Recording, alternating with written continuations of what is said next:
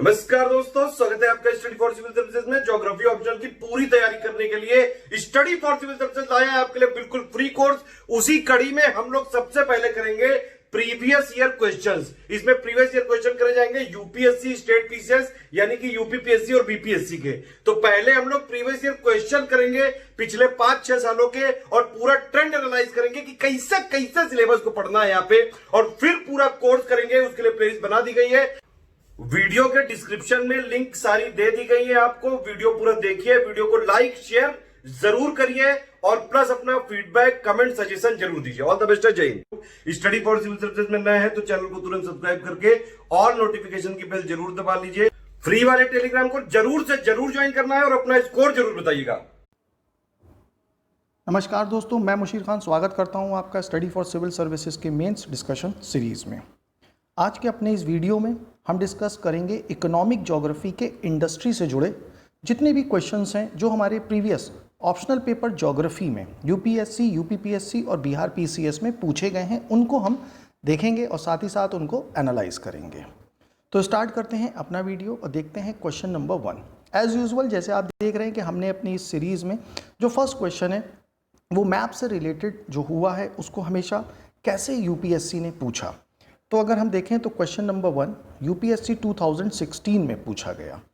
तो सबसे पहला फर्स्ट यानी कि फरक्का बैराज। अगर हम बात करते हैं फरक्का बैराज की तो ये वेस्ट बंगाल में लोकेटेड, और वेस्ट बंगाल में ये गंगा रिवर पर, और साथ ही साथ अगर हम देखें तो ये अराउंड 10 से 12 किलोमीटर तक की दूरी पर है बांग्लादेश से स्थित। तो ये हमारे पास कुछ फरक्का बैराज से जुड़ा इंफॉर्मेशन। सेकंड को अगर हम देखें नालंदा के बारे में हम सब जानते हैं कि यह एक एंशिएंट सिटी है जो कि प्रेजेंट में बिहार के जो एक डिस्ट्रिक्ट है नालंदा, ये वहाँ पर लोकेटेड है। यानी कि जो नालंदा डिस्ट्रिक्ट भी है एक बिहार में। साथ ही साथ हम देखें तो एक एंशिएंट यूनिवर्सिटी है नालंदा यूनिवर्सिटी के नाम से, वो भी यहीं पर लोकेटेड है। साथ में उस यूनिवर्सिटी को जो यूनेस्को है उसने भी सर्टिफाइड किया है। तो ये एक एंशिएंट सिटी है और एक ये हेरिटेज सिटी भी है जो कि अप्रूव्ड की गई है यूनेस्को से। साथ ही साथ अगर हम देखें तो नालंदा से कुछ ही दूर पर एक राजगीर नाम का टाउन रीजन है जहाँ पर पंत वाइल्ड लाइफ सेंचुरी भी लोकेटेड है। तो ये कुछ इन्फॉर्मेशन थी नालंदा से जुड़ी। नेक्स्ट देखते हैं कुडनकुलम। अगर हम कुडनकुलम की बात करें तो ये हम सब देखते हैं कि कई बार ये न्यूज़ में बना रहता है, और कुडनकुलम फेमस है अपने न्यूक्लियर पावर प्लांट की वजह से। ये तमिलनाडु में है, और तमिलनाडु का जो तिरुनेलवेली डिस्ट्रिक्ट है ये वहाँ पर लोकेटेड है। अब अगर हम बात करते हैं अपने नेक्स्ट यानी कि पुलिकट के बारे में, तो पुलिकट जो लेक है ये एग्जैक्टली एक वाटर लगून है, और ये जो लोकेशन है इसकी ये हमें मिलेगी आंध्र प्रदेश और तमिलनाडु में। और जो ये आंध्र प्रदेश का रीजन है यहाँ पर इसका मैक्सिमम एक्सपेंशन हमें देखने को मिलता है। साथ ही साथ अगर मैं बात करूँ तो जो हमारा बैरियर आइलैंड है जो कि श्री हरिकोटा के पास में है, वो सेपरेट करेगा इस लेगून को बे ऑफ बंगाल से। तो ये जो बैरियर आइलैंड है इसके बारे में भी आप याद रखिएगा। ये बैरियर आइलैंड जो है ये हमें पुलिकट लेक को डिवाइड करेगा बे ऑफ बंगाल से। तो ये भी एक इन्फॉर्मेशन है जो पुलिकट लेक से जुड़ी है। जैसे कि अगर हम अपने क्वेश्चंस को देख रहे हैं तो क्वेश्चंस में आप बार बार देखिए कि जो नई टर्मिनोलॉजी या नई प्लेसेस कुछ हाईलाइट होती हैं जो मेंस में पूछी जाती हैं, कहीं ना कहीं एग्ज़ाम्स में, चाहे वो राजस्थान पीसीएस हो, यूपी पीसीएस हो, बिहार पीसीएस हो, एमपी पीसीएस हो, तो उनसे जुड़ा हमें पीटी में भी कोई ना कोई क्वेश्चन ज़रूर मिलता है। तो अगर हम पेपर्स को लगातार एनालाइज करते रहें, उनको हम ब्रीफली देखते रहें, तो बहुत सारी इन्फॉर्मेशन और बहुत सारे क्वेश्चंस हमें अपकमिंग पेपर्स में देखने को मिल जाते हैं। अब अगर हम बात करें तो जैसा मैंने आपको बताया कि पुलिकट लेक मैक्सिमम जो लोकेशन है इसकी वो आंध्र प्रदेश में, और जो डिस्ट्रिक्ट पड़ता है वो नेल्लोर डिस्ट्रिक्ट है।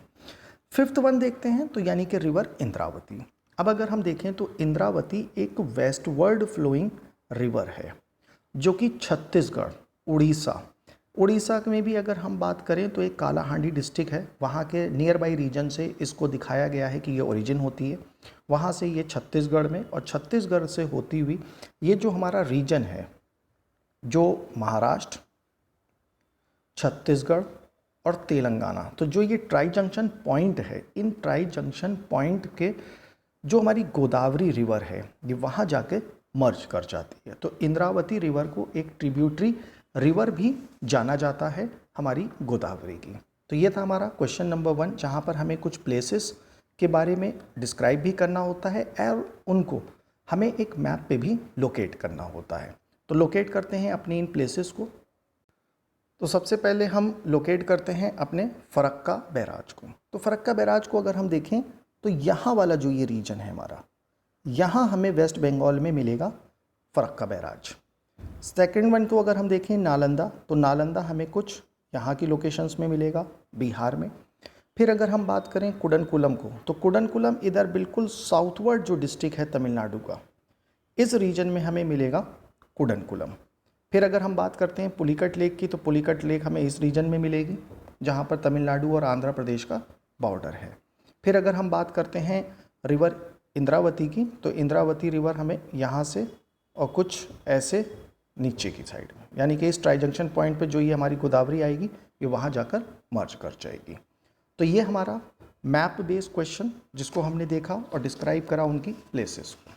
नेक्स्ट देखते हैं अपना क्वेश्चन नंबर 2 जो हमसे पूछा गया यूपीपीएससी 2014 में।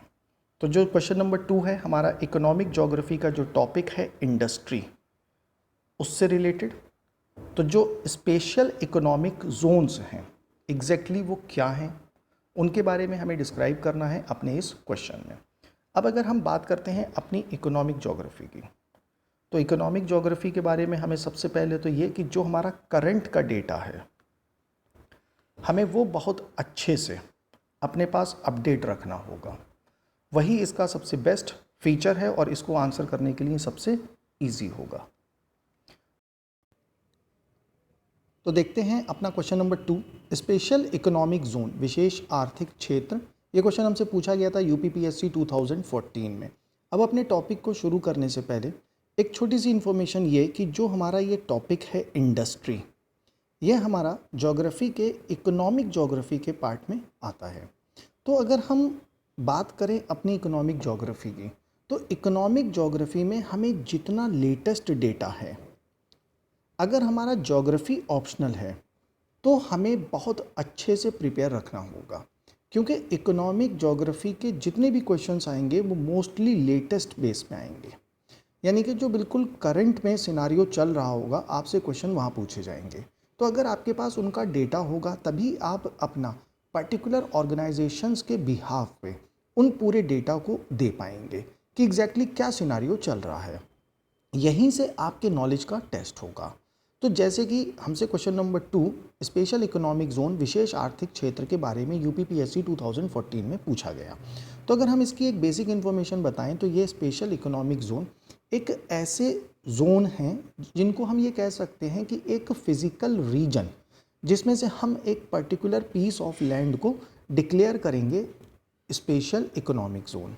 अब यहाँ पे अगर हम स्पेशल इकोनॉमिक जोन की बात करें तो जो स्पेशल इकोनॉमिक जोन है यहाँ पर हमें जो रूल्स एंड रेगुलेशंस हैं वो ओवरऑल कंट्री के कंपैरिजन में इजी या फिर लिबरल बनाए जाते हैं। और इनका सिर्फ एक ही एस्पेक्ट होता है कि यहाँ पर जिन भी चीज़ों का प्रोडक्शन होगा उसका जो मेन ऑब्जेक्टिव होगा वो एक्सपोर्ट होगा, यानी कि जो भी वस्तुओं का यहाँ पर निर्माण होगा उनका सिर्फ एक ही ऑब्जेक्टिव कि आप उनको एक्सपोर्ट के लिए यूज़ करेंगे। तो जो स्पेशल इकोनॉमिक जोन्स हैं अगर हम देखें तो जैसे पूरे इंडिया में प्रेजेंट टाइम पे जो हैं वो 366 हैं, जो मैंने वेरियस सोर्सेज से ये पता करी कि स्पेशल इकोनॉमिक जोन्स डिक्लेयर किए गए। अब उनमें से भी 142 स्पेशल इकोनॉमिक जोन्स ऐसे हैं जिनके ऊपर गवर्नमेंट नोटिफिकेशन भी इशू हो चुका है। अब अगर हम बात करते हैं अपने यूपी में, तो यूपी में जैसे एक सबसे इम्पॉर्टेंट नोएडा का रीजन, तो ये भी एक स्पेशल इकोनॉमिक जोन तो हमें स्पेशल इकोनॉमिक जोन के बारे में सबसे पहले तो ये पता चला कि उस जो भी कोई रीजन की बात होगी वहाँ पर जो रूल्स होंगे वो लिबरल होंगे। अब लिबरल भी इन द सेंस जैसे वहाँ पर प्रोड्यूस होने वाली जो भी गुड्स हैं उनके ऊपर टैक्स रेट को क्या किया जाएगा, कम रखा जाएगा। साथ ही साथ गवर्नमेंट काहे की बात करेगी, सब्सिडीज़ की बात करेगी, यानी कि वहाँ पर जो भी यूनिट्स लगाए जाएंगे उनके ऊपर गवर्नमेंट काहे की बात करेगी, सब्सिडी देने की बात करेगी। जो इंफ्रास्ट्रक्चर होगा उस रीजन में, यानी कि जो आधारभूत संरचना होगी वह भी एक वर्ल्ड क्लास की बनाई जाएगी। साथ ही साथ अगर हम देखें तो जो वहाँ पर क्वालिटी ऑफ गुड्स हैं उनको भी काफ़ी अच्छा करने की कोशिश की जाएगी। फिर अगर हम देखें तो वहाँ पर एक्साइज ड्यूटी, उस एक्साइज ड्यूटी मतलब उस रीजन में जो भी गुड्स प्रोड्यूस हो रहे हैं उनमें एक्साइज ड्यूटी पर भी रिलैक्सेशन दिए जाएंगे। साथ ही साथ अगर हम देखें तो कैपिटल के इन्वेस्टमेंट के लिए भी बहुत सारे मैकेनिज़म्स वहाँ पर चलाए जाएंगे, जिससे कि क्या होगा, जैसे कि एफडीआई जो हमारा फॉरेन डायरेक्ट इन्वेस्टमेंट है वो ज़्यादा से ज़्यादा अट्रैक्ट हो, और जो इन रीजन्स में यूनिट्स लगी हैं तो वहाँ पर जो उनको कैपिटल की प्रॉब्लम हो रही है उस कैपिटल को भी क्या किया जाएगा, अरेंज किया जा सकेगा। तो ये तो कुछ एक ऐसे फीचर्स हैं जो हम स्पेशल इकोनॉमिक जोन में या फिर हमारी गवर्नमेंट इन रीजन्स में देगी। अब अगर हम देखें तो जो हमारे इंडिया के बड़े इम्पॉर्टेंट SEZs हैं, तो इंडिया के जो इम्पॉर्टेंट SEZs हैं उसमें एक बहुत इम्पॉर्टेंट नाम आता है कांडला का। साथ ही साथ अगर हम बात करें तो सूरत का, अगर हम ऐसी बात करें तो कोच्चि रीजन, चेन्नई रीजन, विशाखापट्टनम, फिर एक फुल्टा के नाम से स्थान, और साथ ही साथ जैसा मैंने आपको नोएडा की बात की। अगर मैं बिल्कुल करंट में बात करूं तो जो प्रेजेंट टाइम पे SEZ हैं, सबसे ज़्यादा जो SEZ प्रेजेंट टाइम पे वर्किंग है जिस स्टेट में, वो तमिलनाडु में। अगर मैं यूपी की बात करूं तो उसके बारे में 9 का SEZ डिक्लेरेशंस हुआ है, लेकिन वर्किंग में अभी जो हमें देखा जाएगा वो सिर्फ नोएडा में मिलेगा। तो अगर हम देखें, ये तो कुछ हमारे फीचर्स हैं जिनके बिहाफ पे स्पेशल इकोनॉमिक जोन बनाया गया।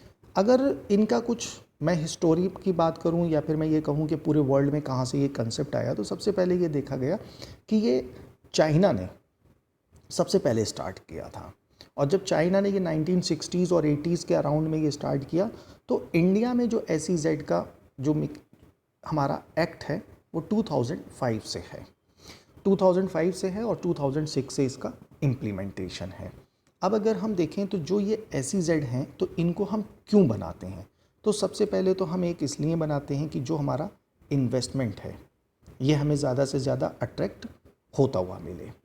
फिर जो हमारा फॉरेन ट्रेड है, विदेशी व्यापार है, उसमें क्या करें, बढ़ोतरी, क्योंकि जितना हम एक्सपोर्ट ओरिएंटेड गुड्स को मैन्युफैक्चर करेंगे उतना ही हमारे पास फॉरेन करेंसी आएगी।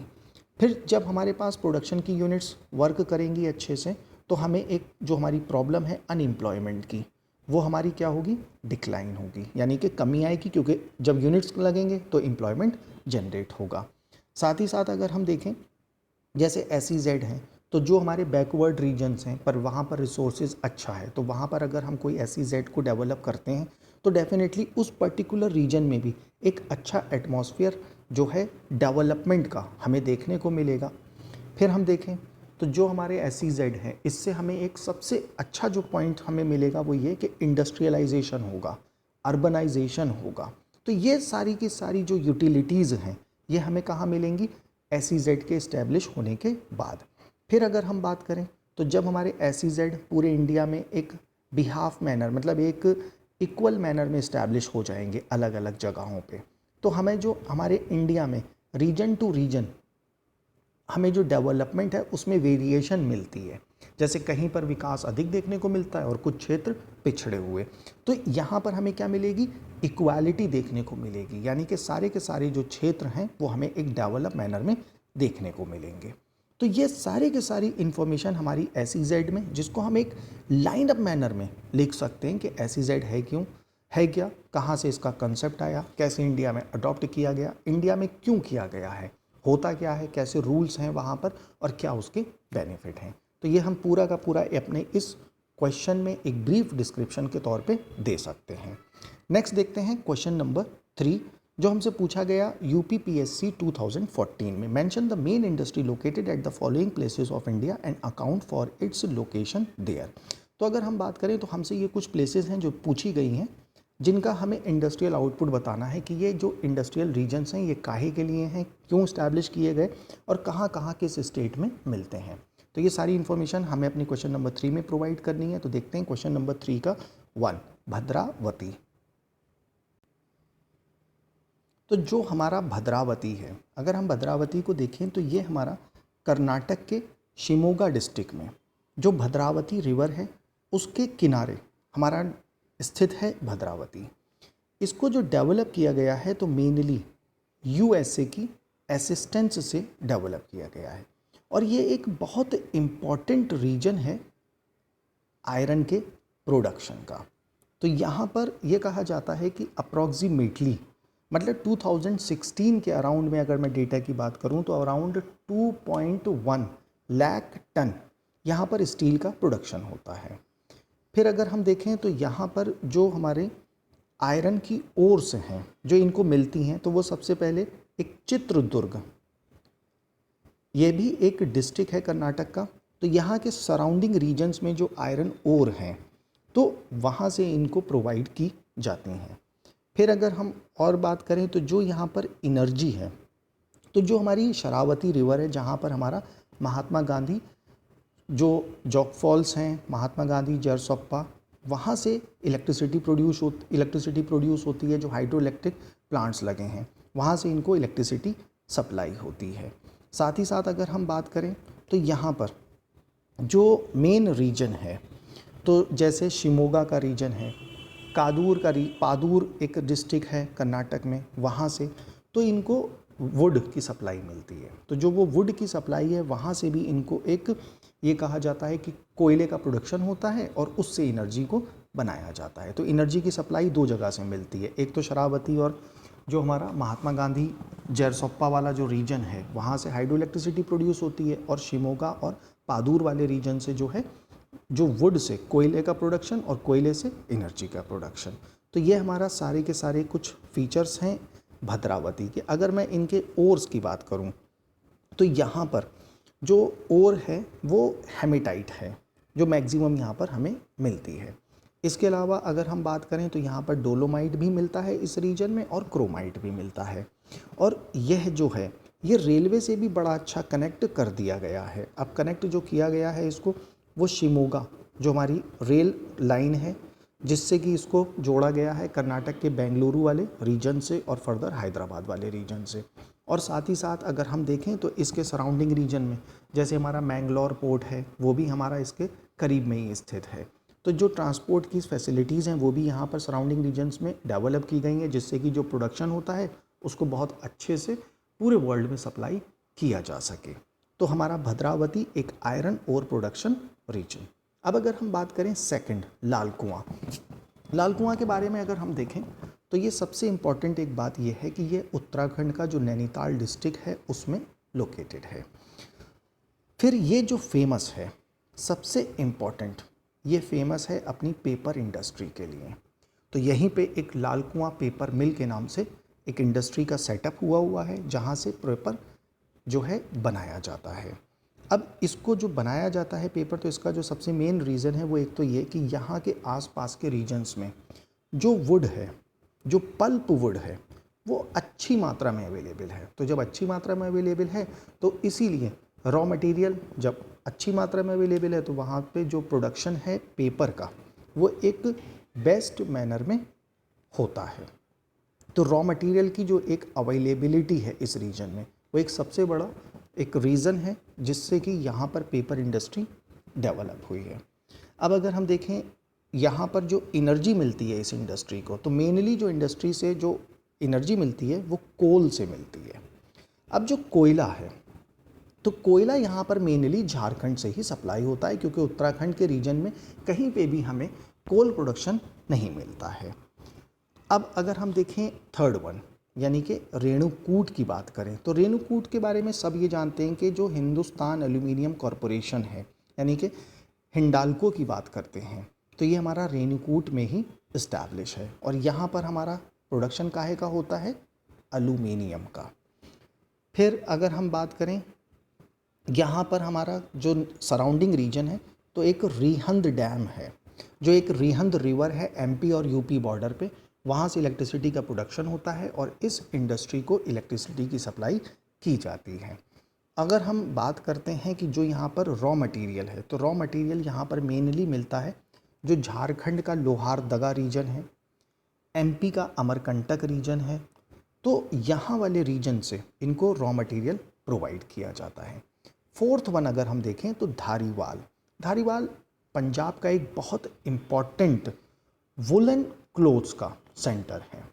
यहाँ पर काफ़ी मतलब ये कहा जाता है कि जो हमारा जो इंडस्ट्रियल है, जो वुलन इंडस्ट्री है, ये सबसे पहले इस्टेब्लिश ही लगभग इसी रीजन में हुई थी।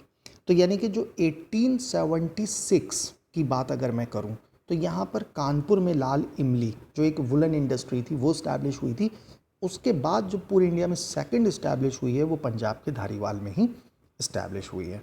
अब यहाँ पर अगर हम देखें तो ये अमृतसर, लुधियाना तथा धारीवाल, यही तीन एक ऐसी रीजन है जहाँ पर वुलन क्लोथ्स का बहुत अच्छे से प्रोडक्शन होता है।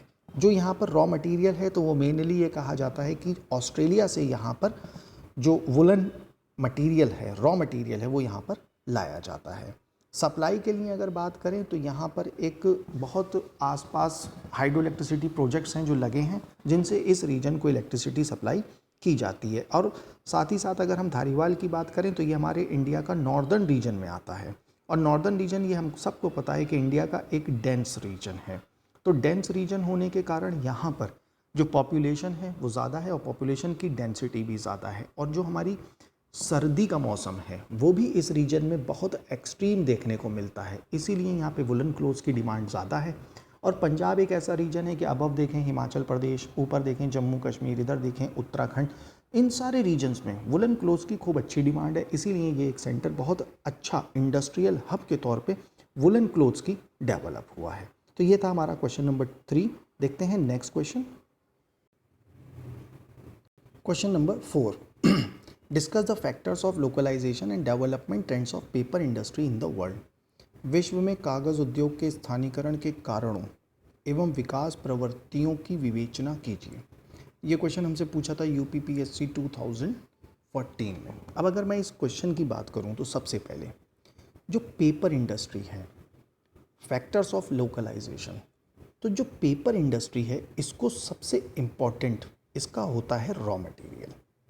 यानी कि जब तक हमें इसका रॉ मटेरियल अवेलेबल नहीं होगा, क्योंकि जो रॉ मटेरियल अगर हम बात करें तो जो हमारा पेपर इंडस्ट्री है इसको चाहिए होती है मुलायम लकड़ी, यानी कि सॉफ्ट वुड। अब सॉफ्ट वुड में अगर मैं बात करूं तो जैसे पेपर बनाने की बात करें तो पेपर मेनली या तो बांस का बनाया जाता है, यानी कि बैम्बू का बनाया जाता है।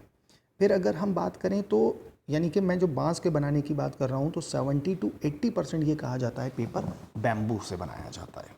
फिर उसके बाद अगर किसी से बनाया जाता है तो सवई ग्रास से बनाया जाता है। और उसके बाद अगर हम देखें तो जो हमारा शुगर केन है उसके बगास से बनाया जाता है, यानी कि जो उसका रेसिड्यू बचता है शुगर केन का, जो उसका जूस निकालने के बाद तो पेपर फिर उससे बनता है। लेकिन जो पेपर शुगर केन के रेसिड्यू से बनता है ये मेनली वो पेपर होता है जिसको हम लोग न्यूज़ प्रिंट के नाम से जानते हैं, या फिर हम एक गंदे पेपर के तौर पे देखते हैं जिसको, क्योंकि उन पेपर्स के अंदर एक क्वालिटी होती है कि रिफ्लेक्शन नहीं आता है। जब वाइट पेपर पे आप प्रिंट करेंगे तो डेफिनेटली फ्रंट पेज की जो भी इमेजेस होंगी वो आपको सेकंड पेज पे देखने को मिलेंगी। तो जो बैम्बू है इसका सबसे इम्पॉर्टेंट रॉ मटेरियल है जो इसको चाहिए होता है। फिर अगर हम बात करें इस रॉ मटेरियल के अलावा तो सबसे इम्पॉर्टेंट जो एक रॉ मटेरियल है जो यहाँ पर हमें देखने को जो हमें चाहिए होता है, तो वो एक इम्पॉर्टेंट रॉ मटेरियल में नाम आता है वाटर का। यानी कि जब तक वाटर नहीं होगा, जब तक हम बैम्बू से हम पेपर को नहीं बना सकते। फिर अगर हम ऐसे ही बात करें तो इसके अलावा जो इसको चाहिए होगा तो वो इसको एनर्जी चाहिए होगी। तो यानी कि एनर्जी के लिए भी अगर हम कहें कि अगर हमें 1 टन पेपर बनाना है तो उसके लिए हमें अप्रॉक्सीमेटली 1.5 टन कोल चाहिए होगा एनर्जी को प्रोड्यूस करने के लिए, जिससे कि हम उसको पेपर में बना सकें। तो ये तो मैंने एक सबसे इम्पॉर्टेंट फैक्टर्स की बात की कि जब तक raw material near by region में अवेलेबल नहीं होगा, पेपर इंडस्ट्री का सेटअप होना बहुत मुश्किल है। साथ ही साथ अगर हम बात करें तो जैसे बैम्बू की बात करते हैं, ऐसे ही प्रेजेंट टाइम पे सबसे इम्पॉर्टेंट एक नाम आता है यूकलिप्टिस। इसका भी यूज़ होता है पल्प में और हमारे पेपर इंडस्ट्री को बनाने में। और फिर अगर हम सेकेंडरी बात करते हैं तो एक बहुत इम्पॉर्टेंट नाम है पॉपुलर। ये भी एक मेजर रॉ मटेरियल है जिसका पेपर इंडस्ट्री में यूज़ होता है। तो अगर ये सारी रॉ मटेरियल हमें मिलेंगी जिन रीजन में, तभी हमें ये देखने को मिलेगा कि पेपर इंडस्ट्री इस्टेब्लिश हुई है। सबसे पहली अगर इंडस्ट्री की बात करें तो जो हमारे इंडिया में लगी थी, तो जो हमारे इंडिया में लगी तो वो श्रीरामपुर में लगी थी। साथ ही साथ फिर अगर हम बात करते हैं तो इंडिया में उसके बाद जो लगाई गई तो फिर टीटागढ़ में लगी और फर्दर कई सारी प्लेसेस में लगती चली गई। अब ये तो मैंने एक आपको सिर्फ फैक्टर्स बताए लोकलाइजेशन के। अब development trends of paper industry की बात करें तो जो हमें ट्रेंड देखने को मिलता है वर्ल्ड में पेपर इंडस्ट्री का, वो ये देखने को मिलता है जो कंट्रीज़ हैं जहाँ पर डेंस फॉरेस्ट थे, वहाँ पर पेपर इंडस्ट्री काफ़ी अच्छी डेवलप हुई है।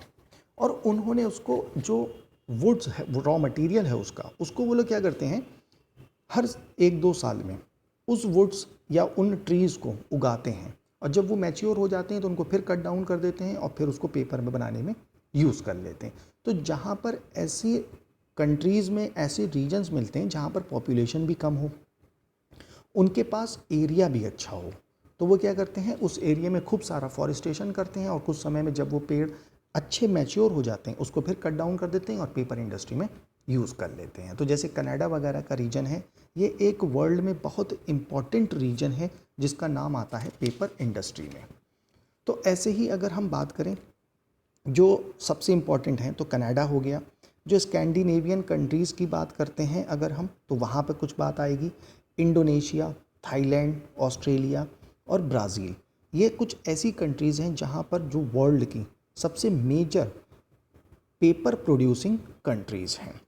फिर अगर हम बात करें तो जो मैक्सिमम जहाँ पर हमें एनर्जी की अवेलेबिलिटी मिलती है, तो वहाँ पर भी हमें ये देखने को मिलता है कि पेपर इंडस्ट्री अच्छी डेवलप हुई है।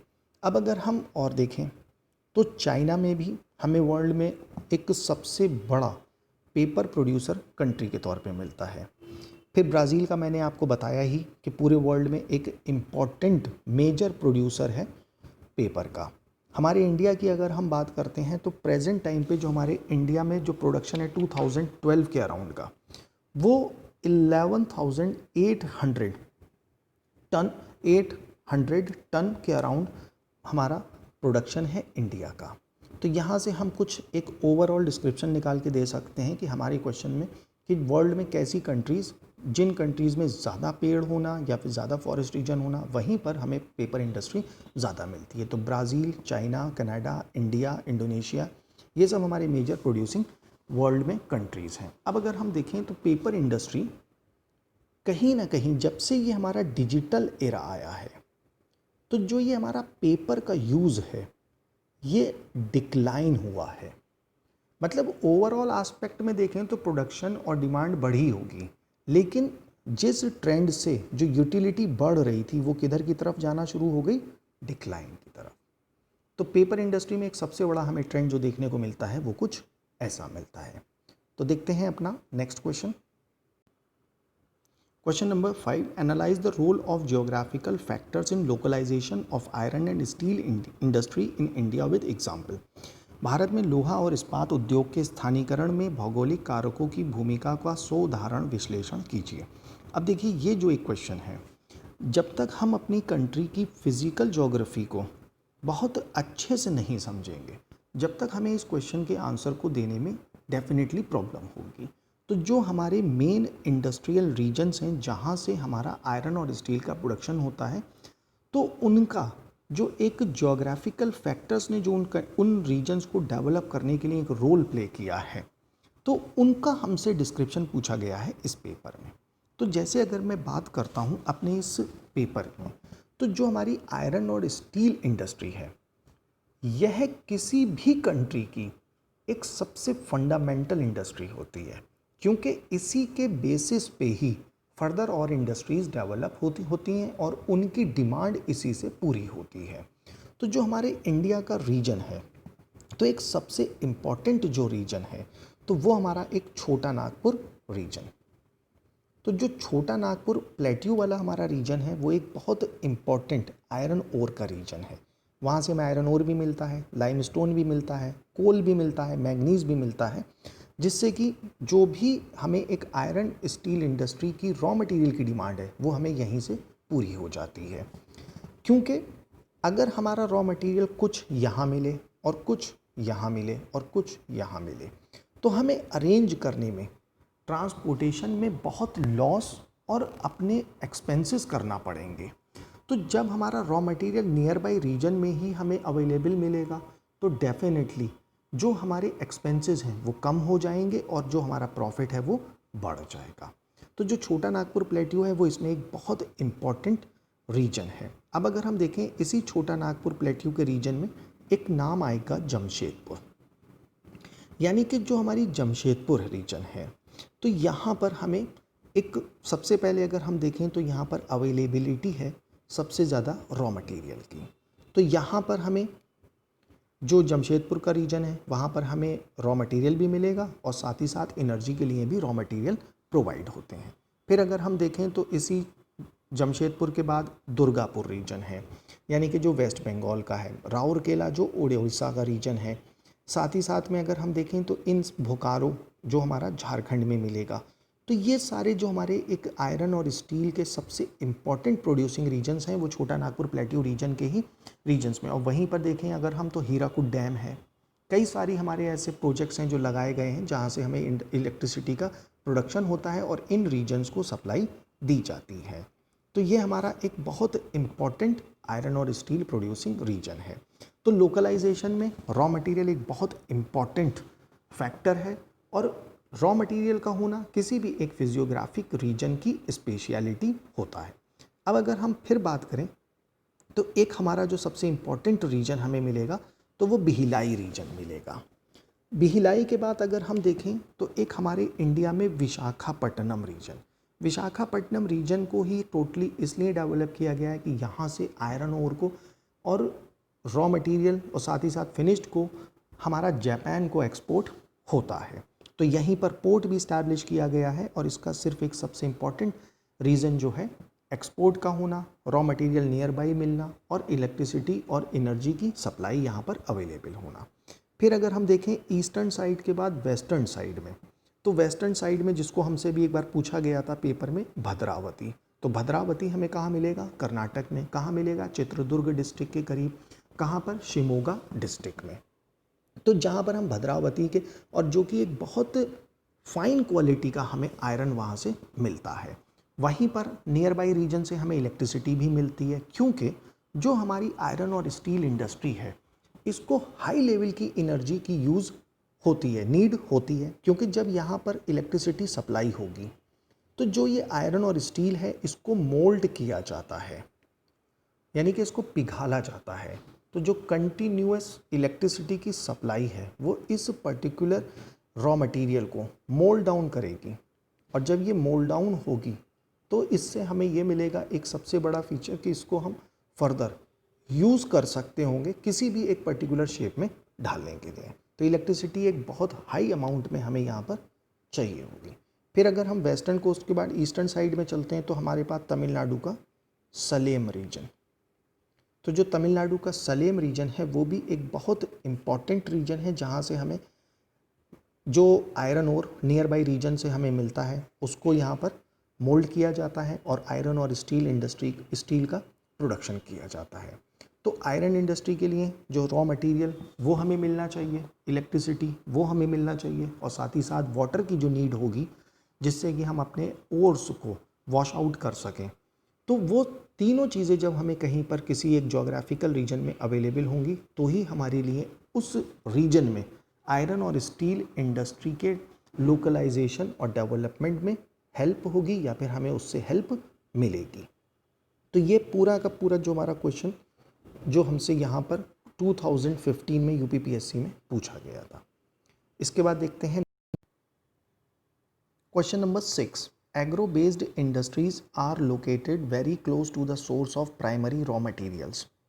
कृषि पर आधारित उद्योग धंधे प्राथमिक कच्चे माल के स्रोत अति समीप अवस्थित होते हैं। उदाहरण देके स्पष्ट कीजिए। अब देखिए ये जो क्वेश्चन है, इस क्वेश्चन को अगर हम देखें तो बिना एग्जाम्पल्स के हम इसको ज़्यादा अच्छा एक्सप्लेन भी नहीं कर सकते। तो एग्ज़ाम्पल देने के लिए हमारे पास बहुत सारे ऐसे रीजन्स हैं जहाँ पर जो हमारी एग्रो कल्चर की बात करते हैं या एग्रो इंडस्ट्रीज़ की बात करते हैं, तो वो हमारे लिए उसी के अकॉर्डिंग डेवलप हुई हैं। तो अपने अगर हम इस क्वेश्चन को डिस्क्राइब करेंगे तो सबसे पहले हम अपने जैसे कुछ रीजन्स हैं, तो जैसे मैं सबसे पहले एग्जाम्पल की अगर बात करता हूँ तो महाराष्ट्र।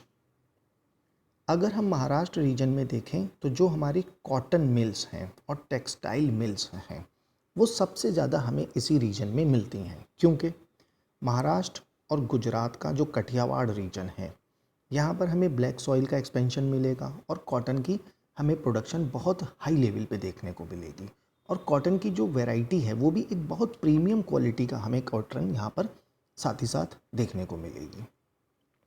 अब अगर हम इस फैक्टर्स को माने तो देखिए जो महाराष्ट्र में अवेलेबिलिटी है रॉ मटेरियल की, इसीलिए वहाँ पर जो हमारी टेक्सटाइल मिल्स हैं वो इस्टेब्लिश हुई हैं। प्रेजेंट टाइम में भी अगर हम देखें तो जो महाराष्ट्र है यहाँ पर maximum number of textile mills established हैं। तो रॉ मटेरियल मिल रहा है इसीलिए वहाँ पर इंडस्ट्रीज़ लगी। अब अगर ऐसा हम देखें, जैसे सपोज करें महाराष्ट्र में हमारे पास कॉटन का प्रोडक्शन होता है पर हम इंडस्ट्रीज़ को लगाएं ले जाके एमपी में, तो आप देखें पहले तो हमें रॉ मटेरियल क्या करना पड़ेगा, यहाँ लाना पड़ेगा। फिर हम जब ये रॉ मटेरियल कन्वर्ट हो जाएगा लूम्स में तो हम इसको फर्दर सप्लाई करेंगे महाराष्ट्र में, यानी कि वन टाइम ये ट्रांसपोर्टेशन और सेकंड टाइम ये ट्रांसपोर्टेशन।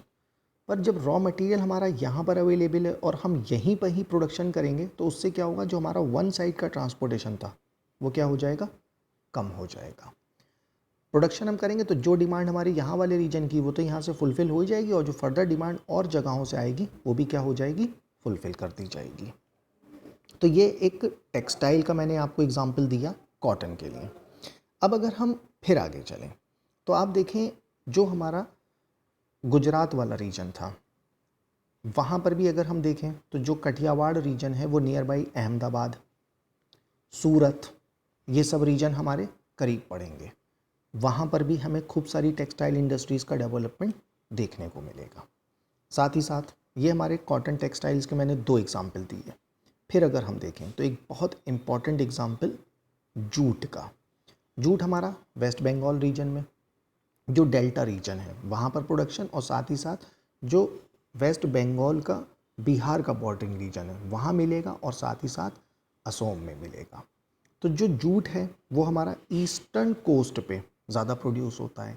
तो जो जूट बेस्ड इंडस्ट्रीज़ हैं वो भी मैक्सिमम हमारी किधर लगी हैं, ईस्ट कोस्ट वाले रीजन में। अब अगर हम देखें कि जैसे जूट हमारा ईस्टर्न कोस्ट पे प्रोड्यूस होता है और हम सपोज़ करें अपनी इंडस्ट्री को कर्नाटक में इस्टेब्लिश करें, तो देखिए पहले हमें क्या करना पड़ेगा, रॉ मटेरियल लाना पड़ेगा। फिर यहाँ पर हम क्या करेंगे, उसको फर्दर फर्निश करेंगे, फिर प्रोड्यूस करेंगे और फिर हम उसको सप्लाई करेंगे। तो जो वन साइड का रॉ मटेरियल का ट्रांसपोर्टेशन है वो हमारा पूरा बच जाता है अगर हम किसी भी एक लोकलाइज्ड रीजन जहाँ पर वो रॉ मटेरियल प्रोड्यूस हो रहा है वहीं पर हम अपनी इंडस्ट्रीज़ को सेटअप करें। तो ये एक सेकंड एग्जाम्पल। फिर अगर हम थर्ड एग्जाम्पल को देखें तो बहुत इम्पॉर्टेंट एक इंडस्ट्री है शुगर की, मैक्सिमम यूपी में लगी है। फिर अगर हम बात करें तो महाराष्ट्र में लगी है। फिर अगर हम बात करें तो गुजरात के रीजन में लगी है। फिर अगर हम और देखें, अगर हम अपने इसी को, तो तमिलनाडु का रीजन में हमें मिलेगी। तो जो शुगर इंडस्ट्री है मेनली उस रीजन्स में डेवलप हुई है जहाँ पर अवेलेबिलिटी शुगर केन की ज़्यादा है। अब अगर हम देखें जैसे यूपी में शुगर केन हो रहा है पर हम इंडस्ट्री कहाँ पे इस्टेब्लिश करें, हरियाणा में, तो सारा शुगर केन हमें पहले यहाँ ले जाना पड़ेगा। फिर यहाँ पर हम क्या करेंगे, प्रोड्यूस करेंगे उससे शुगर बगास वगैरह, फिर उसको फर्दर क्या करेंगे, सप्लाई करेंगे। और एक और रीजन होता है जो लोकलाइजेशन होता है एग्रो प्रोड्यूस का इंडस्ट्री में, वो एक सबसे बड़ा रीज़न ये होता है जैसे जो जहाँ का लोकल एरिया है वहाँ पर जो लोकल प्रोड्यूस होती है, उस लोकल रीजन में बहुत टाइप की लोकल, जिसे कहा जाए कि रेसिपीज़, घरों में यूज़, जो वहाँ की डेली लाइफ होती है उनमें यूज़, बहुत कुछ उसी लोकल प्रोड्यूस के ऊपर डिपेंड करता है। अब जैसे कि अगर हम देखें राजस्थान का रीजन, तो वहाँ पर ज्वार, बाजरा, कोर्स सीरियल का प्रोडक्शन ज़्यादा मिलता है। तो देखें कि वहाँ की जो डेली यूज़ की लाइफ है, वहाँ पर इन सारे सीरियल्स का यूज़ ज़्यादा होता है। तो जो लोग, और फिर उसी पे ही थोड़ा बहुत इंडस्ट्रियलाइजेशन हो जाता है, और वही इंडस्ट्रियलाइजेशन फर्दर डेवलप होने लग जाता है और एक बड़ी इंडस्ट्रीज़ में चेंज हो जाता है। तो जो हमारा एग्रो बेस्ड इंडस्ट्री का थर्ड एग्जाम्पल था शुगर, वो हमने देखा। फोर्थ की बात करें अगर, तो जो हमारे वेजिटेबल ऑयल्स हैं, तो वेजिटेबल ऑयल्स की बात करें या फिर हम अपने ऑयल सीड्स की बात करें, तो देखिए ग्राउंडनट इंडस्ट्रीज़, ग्राउंडनट ऑयल की मैक्सिमम हमें कहाँ मिलेंगी? गुजरात में। बिल्कुल ऐसे ही अगर हम बात करें तो एक हमारे पास दूसरा जो नाम आएगा वो आएगा कोकोनट का। कोकोनट हमारा मेनली केरल रीजन में होगा, तो देखिए वहीं पर ही सबसे ज़्यादा जो हमारा कोकोनट ऑयल है उसकी इंडस्ट्रीज़ लगी होंगी। फिर ऐसे ही अगर हम देखें तो जो हमारा यूपी का एमपी वाला बॉर्डरिंग रीजन है, वहाँ पर हमें मस्टर्ड ऑयल बेस्ड इंडस्ट्री ज़्यादा मिलेंगी। तो ये सारी की सारी मैंने वो एग्जांपल्स दिए जो हमें ये दिखा रहे हैं कि जहाँ पर जिन चीज़ का प्रोडक्शन ज़्यादा होता है वहीं पर वो इंडस्ट्रीज़ का भी सेटअप ज़्यादा लगा है। एक और चीज़ देखें, जैसे किसी भी एक पर्टिकुलर रीजन में कॉटन का प्रोडक्शन हो रहा है, तो आप वहाँ पर देखें जो कॉटन इंडस्ट्रीज़ लगी होंगी उनके अंदर जो लेबर्स होंगी उनका भी स्किल उसी रीजन के बिहाफ पे होगा।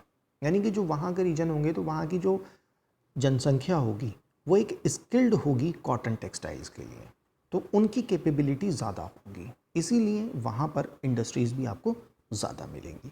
तो ये पूरा एक हमारा एग्जाम्पल के साथ एक डिस्क्रिप्शन था जो कि हमने क्वेश्चन नंबर 6 में देखा।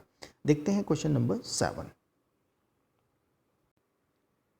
Question number 7, write short note on emergence of Kandla as an important centre for export processing zones of India. Bharat के निर्यात प्रवर्धन मंडलों के लिए एक महत्वपूर्ण केंद्र के रूप में कांडला के आविर्भाव पर संक्षिप्त टिप्पणी कीजिए।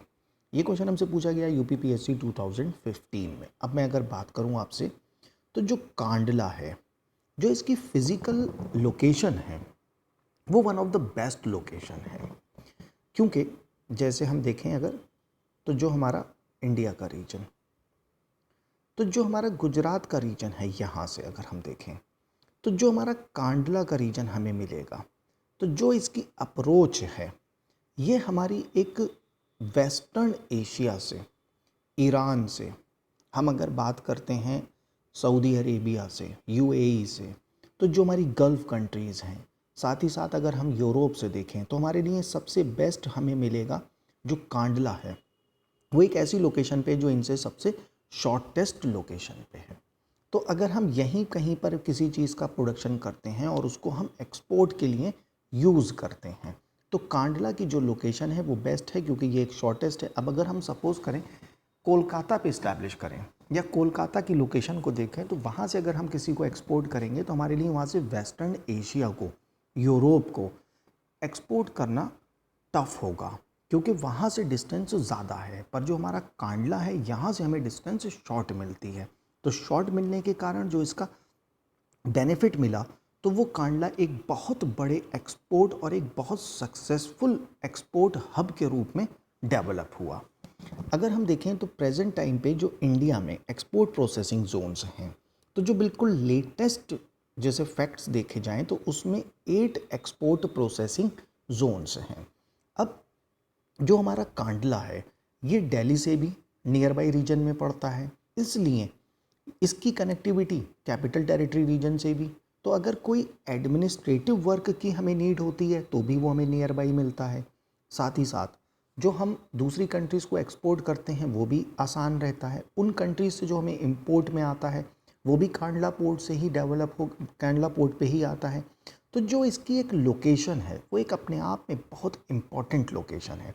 साथ ही साथ ये हमारे उन इम्पॉर्टेंट इंडस्ट्रियल रीजन से जुड़ा है, जैसे कि गुजरात, ये हमारे महाराष्ट्र से जुड़ा है। तो जो यहाँ की वेल कनेक्टिविटी है इस रीजन की, वो भी इसका कारण है कि जो हमारा कांडला है वो एक संपन्न और एक ये कहा जाए कि महत्वपूर्ण केंद्र के रूप में उभरा है। तो कांडला की इन सब इम्पोर्टेंस के होने के नाते ही ये कांडला एक अपने आप में बहुत इम्पोर्टेंट सेंटर के रूप में उभरा एक्सपोर्ट प्रोसेसिंग जोन के तौर पे। अब अगर हम देखें यहाँ पर हम कांडला से बहुत सारी ऐसी फैसिलिटीज़ हैं इन एक्सपोर्ट प्रोसेसिंग जोन से जो प्रोवाइड की गई हैं, जैसे कि हमारे यहाँ किसी भी चीज़ का प्रोडक्शन होना और हम उसको एक्सपोर्ट करेंगे, तो अगर हम उसको कांडला के रीजन से एक्सपोर्ट करते हैं तो वहाँ पर हमें क्या मिलता है, टैक्स हॉलीडे मिलता है, सब्सिडीज़ मिलती हैं। तो एक्सपोर्ट प्रोसेसिंग जोन्स का एक बहुत इम्पॉर्टेंट रोल प्ले करता है कांडला। इसीलिए जो हमारी एक्सपोर्ट पॉलिसीज़ हैं, जो हमारी फॉरेन ट्रेड पॉलिसीज़ हैं, उसमें भी बार बार एक्सपोर्ट प्रोसेसिंग जोन्स को काफ़ी रिलैक्सेशन देखने को मिलता है। तो इसलिए इस पूरे डिस्क्रिप्शन को हम एक ब्रीफ के तौर पे दे सकते हैं अपने इस क्वेश्चन नंबर 7 में। देखते हैं next question. Question number 8, the nature of raw material is responsible for different types of industrial location. Explain this statement with reference to iron and steel industry in Japan and USA. कच्चे माल की प्रकृति विभिन्न प्रकार की औद्योगिक अवस्थिति के लिए उत्तरदायी है। इस कथन का परीक्षण जापान अथवा संयुक्त राज्य अमेरिका के लौह इस्पात उद्योग के संदर्भ में कीजिए। ये क्वेश्चन हमसे पूछा गया यूपीपीएससी 2016 में। तो अगर मैं सबसे पहले यहाँ पर आपको एक लेटेस्ट बात बताता हूँ, तो जो लेटेस्ट बात है उसमें ये कि जो ओवरऑल वर्ल्ड में इस टाइम पे आयरन स्टील प्रोडक्शन में है, तो वहाँ पर 2017 में चाइना नंबर 1 है, फिर ऑस्ट्रेलिया है, फिर ब्राज़ील है, देन इंडिया है एंड देन रशिया है। यानी कि जब ये क्वेश्चन पूछा गया था तो उस टाइम तक तो ये कंट्रीज़ जो थीं आयरन एंड स्टील प्रोडक्शन में आगे थीं, पर अब ये कंट्रीज़ अपनी इस रैंकिंग में बहुत नीचे आ गई हैं।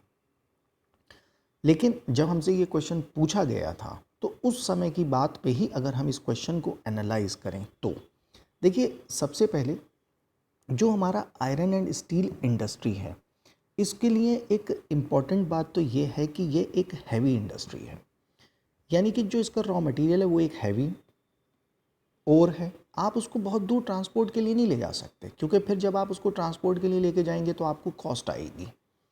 फिर आप वहाँ पे उसको फिनिश गुड में चेंज करेंगे और आयरन फिर हैवी होगा, फिर आप उसको ट्रांसपोर्ट के लिए लेके आएंगे तो फिर उस पर कुछ कॉस्ट आएगी। तो जहाँ कहीं पे भी रॉ मटेरियल अवेलेबल होता है, आयरन इंडस्ट्री को उसी रीजन के एक ऐसे रीजन पे डेवलप किया जाता है जहाँ पे रॉ मटेरियल भी आसानी से पहुँच जाए, उनको इलेक्ट्रिसिटी सप्लाई भी मिल जाए, यानी कि एनर्जी भी मिल जाए, और साथ ही साथ उनको वाटर भी मिल जाए। तो ये दोनों तीनों चीज़ें जो होती हैं बहुत इम्पॉर्टेंट हैं एक आयरन और स्टील इंडस्ट्री के लिए। फिर जब ये रीजन डेवलप कर दिया जाता है तो उस रीजन से ट्रांसपोर्ट की फैसिलिटीज़ को डेवलप किया जाता है। तो अगर हम ट्रांसपोर्ट की फैसिलिटीज़ में देखें तो ट्रांसपोर्ट की फैसिलिटी में एक इंटरनल, यानी कि अपनी ही कंट्री में वो जो मटेरियल प्रोड्यूस होगा उसे हम कहाँ कहाँ कैसे सप्लाई करेंगे। जैसे कि अगर हमारा ईस्टर्न कोस्ट पे या फिर हमारा छोटा नागपुर पठार रीजन में डेवलप हुआ है तो वहाँ से हमने वेल कनेक्टेड रखा है अपने दिल्ली रीजन को, जिससे कि जो हमारी आयरन एंड स्टील इंडस्ट्रीज है जो वहाँ पे प्रोडक्शन होता है उसको ईजीली हम क्या कर सकते हैं, ट्रांसपोर्ट कर सकते हैं। वहीं से हमने उसको पोर्ट से भी जोड़ा है, जैसे कि हमारा कोलकाता हल्दिया का पोर्ट है, विशाखापट्टनम का पोर्ट है, तो एक्सपोर्ट भी कर सकते हैं। तो नियर बाई रीजन में हमें ट्रांसपोर्ट की फैसिलिटीज़ भी मिल रही हैं। अब अगर हम बात करते हैं जापान की, तो जापान के बारे में ये कहा कि जापान जो है एक इंजीनियर्ड कंट्री है, यानी कि वहाँ पर इंजीनियरिंग में रोल बहुत है। तो वहाँ पर आयरन एंड स्टील इंडस्ट्री की बहुत ज़्यादा डिमांड है। तो आयरन एंड स्टील इंडस्ट्री के लिए फिर उनको रॉ मटेरियल चाहिए, तो मेनली वो रॉ मटेरियल क्या करते हैं, हमारी कंट्री से अपने यहाँ लेके जाते हैं, वहाँ उसको वो फिनिश्ड करते हैं जैसा उनको वहाँ पर नीड होती है। उसके बाद उसको वो सप्लाई करते हैं अलग अलग रीजन्स में वर्ल्ड के अपनी मशीनरी में बनाने के बाद। तो ये एक जापान की मैंने आपको पूरी एक नीड और कैसे उनको रॉ मटेरियल मिलता है, क्योंकि जापान के पास जो अपना रॉ मटेरियल है वो बहुत कम है। तो अगर हम देखें तो जो वहाँ पर रॉ मटेरियल की इतनी ज़्यादा कमी और उनके पास इंजीनियरिंग गुड्स की इतनी डिमांड, तो वो फुलफ़िल करने के लिए तो उन्होंने बहुत सारी कंट्रीज़ से रॉ मटेरियल के बेसिस के ऊपर एग्रीमेंट्स कर रखे हैं। जो वो रॉ मटेरियल अपने यहाँ इंपोर्ट करते हैं, उससे वो फिनिश्ड गुड्स को चेंज करते हैं और फर्दर फिर वो पूरे वर्ल्ड में एक्सपोर्ट करते हैं। तो अगर हम जापान को देखें तो जो इसका एक क्यूशू रीजन है, यानी कि जो हमारा क्यूशू आइलैंड है, वहाँ पर सबसे मेन इंडस्ट्रियल हब है आयरन और स्टील की। यहीं पर अगर हम देखें तो मैक्सिमम जो जापान का आयरन स्टील प्रोड्यूसिंग रीजन है वो डेवलप हुआ है। इसके बाद अगर हम देखें तो एक जापान में किनकी रीजन है जो आयरन एंड स्टील के नाम से बहुत इम्पॉर्टेंट है, और यहीं से जो एक इनका ओसाका पोर्ट है वो भी कनेक्टेड है, जिससे कि जो भी इनका आयरन एंड स्टील गुड्स का प्रोडक्शन होता है वो इजीली ओसाका के थ्रू एक्सपोर्ट कर दिया जाता है वर्ल्ड की अलग अलग कंट्रीज़ में। फिर अगर हम देखें जो हमारा टोक्यो का और योकोहामा का जापान का रीजन है, वो भी एक industrial iron and steel base reason है। यहाँ पर अगर हम देखें तो यहाँ पर भी हमें जो गल्फ ऑफ टोक्यो का रीजन मिलता है वो भी नियर बाई रीजन है। वहीं से इनको वेल कनेक्टेड जो पोर्ट्स हैं उनसे जोड़ा गया है। और इसी के साथ साथ अगर हम फिर देखें जापान में तो एक कमेशी रीजन आता है, एक कमेशी रीजन है, और एक जो कोबे रीजन है जहाँ पे इनको आयरन का रॉ मटेरियल मिलता है, आयरन ओर मिलती है, वहाँ पर इसका मेनली प्रोडक्शन होता है और फिर फर्दर उसको यूज़ करके या ट्रांसफॉर्म करके वर्ल्ड के अलग अलग कंट्रीज़ में सप्लाई कर दिया जाता है। तो ये तो मैंने कुछ आपको जापान के बारे में बताया। एज सच हमारा जो यूएसए का ट्रेंड है, तो अगर हम यूएसए की बात करते हैं तो यूएसए का मैक्सिमम जो आयरन प्रोड्यूसिंग रीजन है वो नॉर्थ ईस्टर्न रीजन है। और नॉर्थ ईस्टर्न रीजन में ये कह सकते हैं कि जो ओहायो रिवर है इनकी, ओहायो रिवर उसके नॉर्थ में, और साथ ही साथ अगर हम देखें, अब अगर हम यूएसए की बात करें तो देखिए यूएसए में जो सबसे इम्पॉर्टेंट इनका जो रीजन है एक, तो जैसे मैं आपसे पहले बता रहा था कि जो ओहायो का नॉर्दर्न रीजन और मिसिसिपी का ईस्टर्न रीजन, ये एक इनकी बहुत इम्पॉर्टेंट इंडस्ट्रियल बेल्ट है। और यहाँ पर ये कहा जाता है कि अराउंड आयरन एंड स्टील का 3/4 प्रोडक्शन होता है। तो अगर हम इसकी बात करते हैं कि जो हमारे पर्टिकुलर रीजन्स हैं यूएसए में, तो सबसे पहले मैं अगर बात करूँगा तो पिट्सबर्ग यंगस्टाउन की, यानी कि यहाँ पर ये कहा जाता है कि जो ये रीजन है वहाँ पर around 30% iron and steel production होता है। फिर अगर हम बात करें यहाँ से एनर्जी के लिए, तो जो अपलाशियन रीजन है वहाँ से इसको कोल मिलता है और वहीं से इसकी एनर्जी की सप्लाई कर दी जाती है, यानी कि वहाँ से फुलफिल होती है इसकी एनर्जी की नीड। और अगर हम वाटर की बात करते हैं तो मिसिसिपी सुपीरियर जो लेक है वहाँ से इसको सप्लाई होता है वाटर। फिर सुपीरियर लेक, मिशिगन लेक, एरी लेक, ये सब वेल कनेक्टेड हैं ट्रांसपोर्ट से, वाटर ट्रांसपोर्ट से, तो यहाँ पे ट्रांसपोर्ट फैसिलिटी भी अच्छी मिलती है। फिर अगर हम बात करते हैं सेकंड रीजन की, तो एक इनका रीजन है शिकागो गैरी रीजन, और ये मिशिगन के साउथ में पड़ता है। अगर हम देखें तो यहाँ पर जो इम्पोर्टेंट सिटीज़ हैं आयरन स्टील प्रोड्यूसिंग की, तो वहाँ पर एक नाम आएगा शिकागो का, फिर गैरी, मिल्वाउकी, ये सब इसके एक इम्पॉर्टेंट हब हैं। फिर मिशिगन लेक इनको वाटर सप्लाई करती है। फिर अगर हम देखें तो यहीं पर जो एक इम्पॉर्टेंट रीजन हमें मिलते हैं और वो बफेलो, डेट्रॉइट, तो ये हमारे एक इम्पॉर्टेंट रीजन हैं इसके अलावा जहाँ से आयरन और स्टील का प्रोडक्शन होता है। फिर अगर हम देखें तो यहाँ से भी अपलाशियन का जो रीजन है वो करीब है और वहीं से कोयले से सप्लाई करी जाती है और वहीं से एनर्जी की रिक्वायरमेंट जो है वो फुलफ़िल होती है। फिर अगर हम देखें यूएसए का जो ईस्टर्न कोस्टल रीजन है वो मैसाचुसेट्स से मैरीलैंड तक, और यहाँ पर भी आयरन और स्टील का प्रोडक्शन होता है। फिर अगर मैं बात करूँ तो जो इनका सदर्न रीजन है जहाँ पर अल्बामा स्टेट है, तो वहाँ पर अगर हम देखें तो बर्मिंघम इसका सेंटर, और बर्मिंघम सेंटर के बारे में ये कहा गया कि वो एक इसका बहुत important iron and steel production region है। फिर इसके बाद में अगर हम बात करें तो वेस्टर्न कोस्ट पे यूएसए में बहुत सारे छोटे छोटे ऐसे सेंटर हैं जो आयरन और स्टील्स के इस्टेब्लिश हुए हैं। तो उनमें जो एक इम्पॉर्टेंट नाम आएगा तो उसमें सियाटल है, सैन फ्रांसिस्को, लॉस एंजलिस।